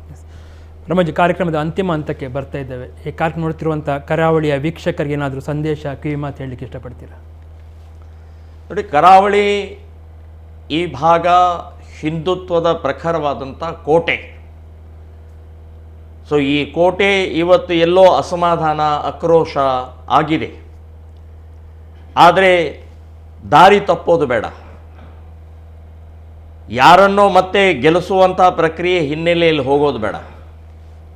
ಈ ಕೋಟೆ ಹಿಂದುತ್ವದ ಕೋಟೆ, ಹಿಂದುತ್ವ ಕೋಟೆಯಾಗೇ ಉಳಿಸೋಣ. ನಾನು ಹೇಳೋದು, BJP ಸರ್ಕಾರ ನಮ್ಮದೇ, BJPಯ ಪಕ್ಷವನ್ನು ಕಟ್ಟಿದವರು ನಾವೇ. ಸೊ BJPಯನ್ನು ದಾರಿ ತಪ್ಪಿದ BJPಯನ್ನು ತಿದ್ದುವಂಥ ಕೆಲಸ ನಾವೇ ಮಾಡೋಣ. ಈ ಭದ್ರ ಕೋಟೆಯನ್ನು ಇಸ್ರೇಲ್ ಮಾದರಿಯಲ್ಲಿ ಈ ದಕ್ಷಿಣ ಕನ್ನಡ ಜಿಲ್ಲೆ, ಕರಾವಳಿ ಭಾಗ ಇಸ್ರೇಲ್ ಮಾದರಿಯಲ್ಲಿ ನಾವು ನಿಂತು ತೋರಿಸೋಣ, ಗೆದ್ದು ತೋರಿಸೋಣ ಅಂತನ್ನುವಂಥದ್ದು ನಾನು ಕರಾವಳಿ ಭಾಗದಲ್ಲಿ ಇರುವಂಥ ಎಲ್ಲ ಹಿಂದೂಗಳಿಗೆ, ಹಿಂದೂ ಕಾರ್ಯಕರ್ತರು, ಹಿಂದೂ ಸಂಘಟಕರಿಗೆ ನಾನು ವಿನಂತಿಯನ್ನು ಮಾಡ್ತಾ ಇದ್ದೀನಿ. ಒಬ್ಬ ನೈಜ ಹಿಂದುತ್ವವಾದಿಯ ಮನದಾಳದ ಮಾತುಗಳನ್ನು ಬಹುಶಃ ಲಕ್ಷಾಂತರ ಈ ಕಾರ್ಯಕ್ರಮ ನೋಡ್ತಿರುವಂಥ ಹಿಂದೂ ಕಾರ್ಯಕರ್ತರ ಧ್ವನಿಯಾಗಿ ಇವತ್ತು ನೀವು ನಮ್ಮೊಟ್ಟಿಗೆ ಮಾತಾಡಿದ್ದೀರಿ ಪ್ರಮೋದ್ಜಿ. ಎಲ್ಲರ ಪರವಾಗಿ ಮತ್ತು ಸಮಸ್ತ ವೀಕ್ಷಕರ ಪರವಾಗಿ ನಿಮಗೆ ಅನಂತ ಧನ್ಯವಾದ. Thank you very much. ಇದು ಇವತ್ತಿನ ಜನಧ್ವನಿ. ಮುಂದಿನ ಜನಧ್ವನಿ ನೇರ ಪ್ರಸಾರ ಕಾರ್ಯಕ್ರಮದಲ್ಲಿ ಮತ್ತೆ ಭೇಟಿಯಾಗೋಣ. ನಮಸ್ಕಾರ, ಶುಭರಾತ್ರಿ.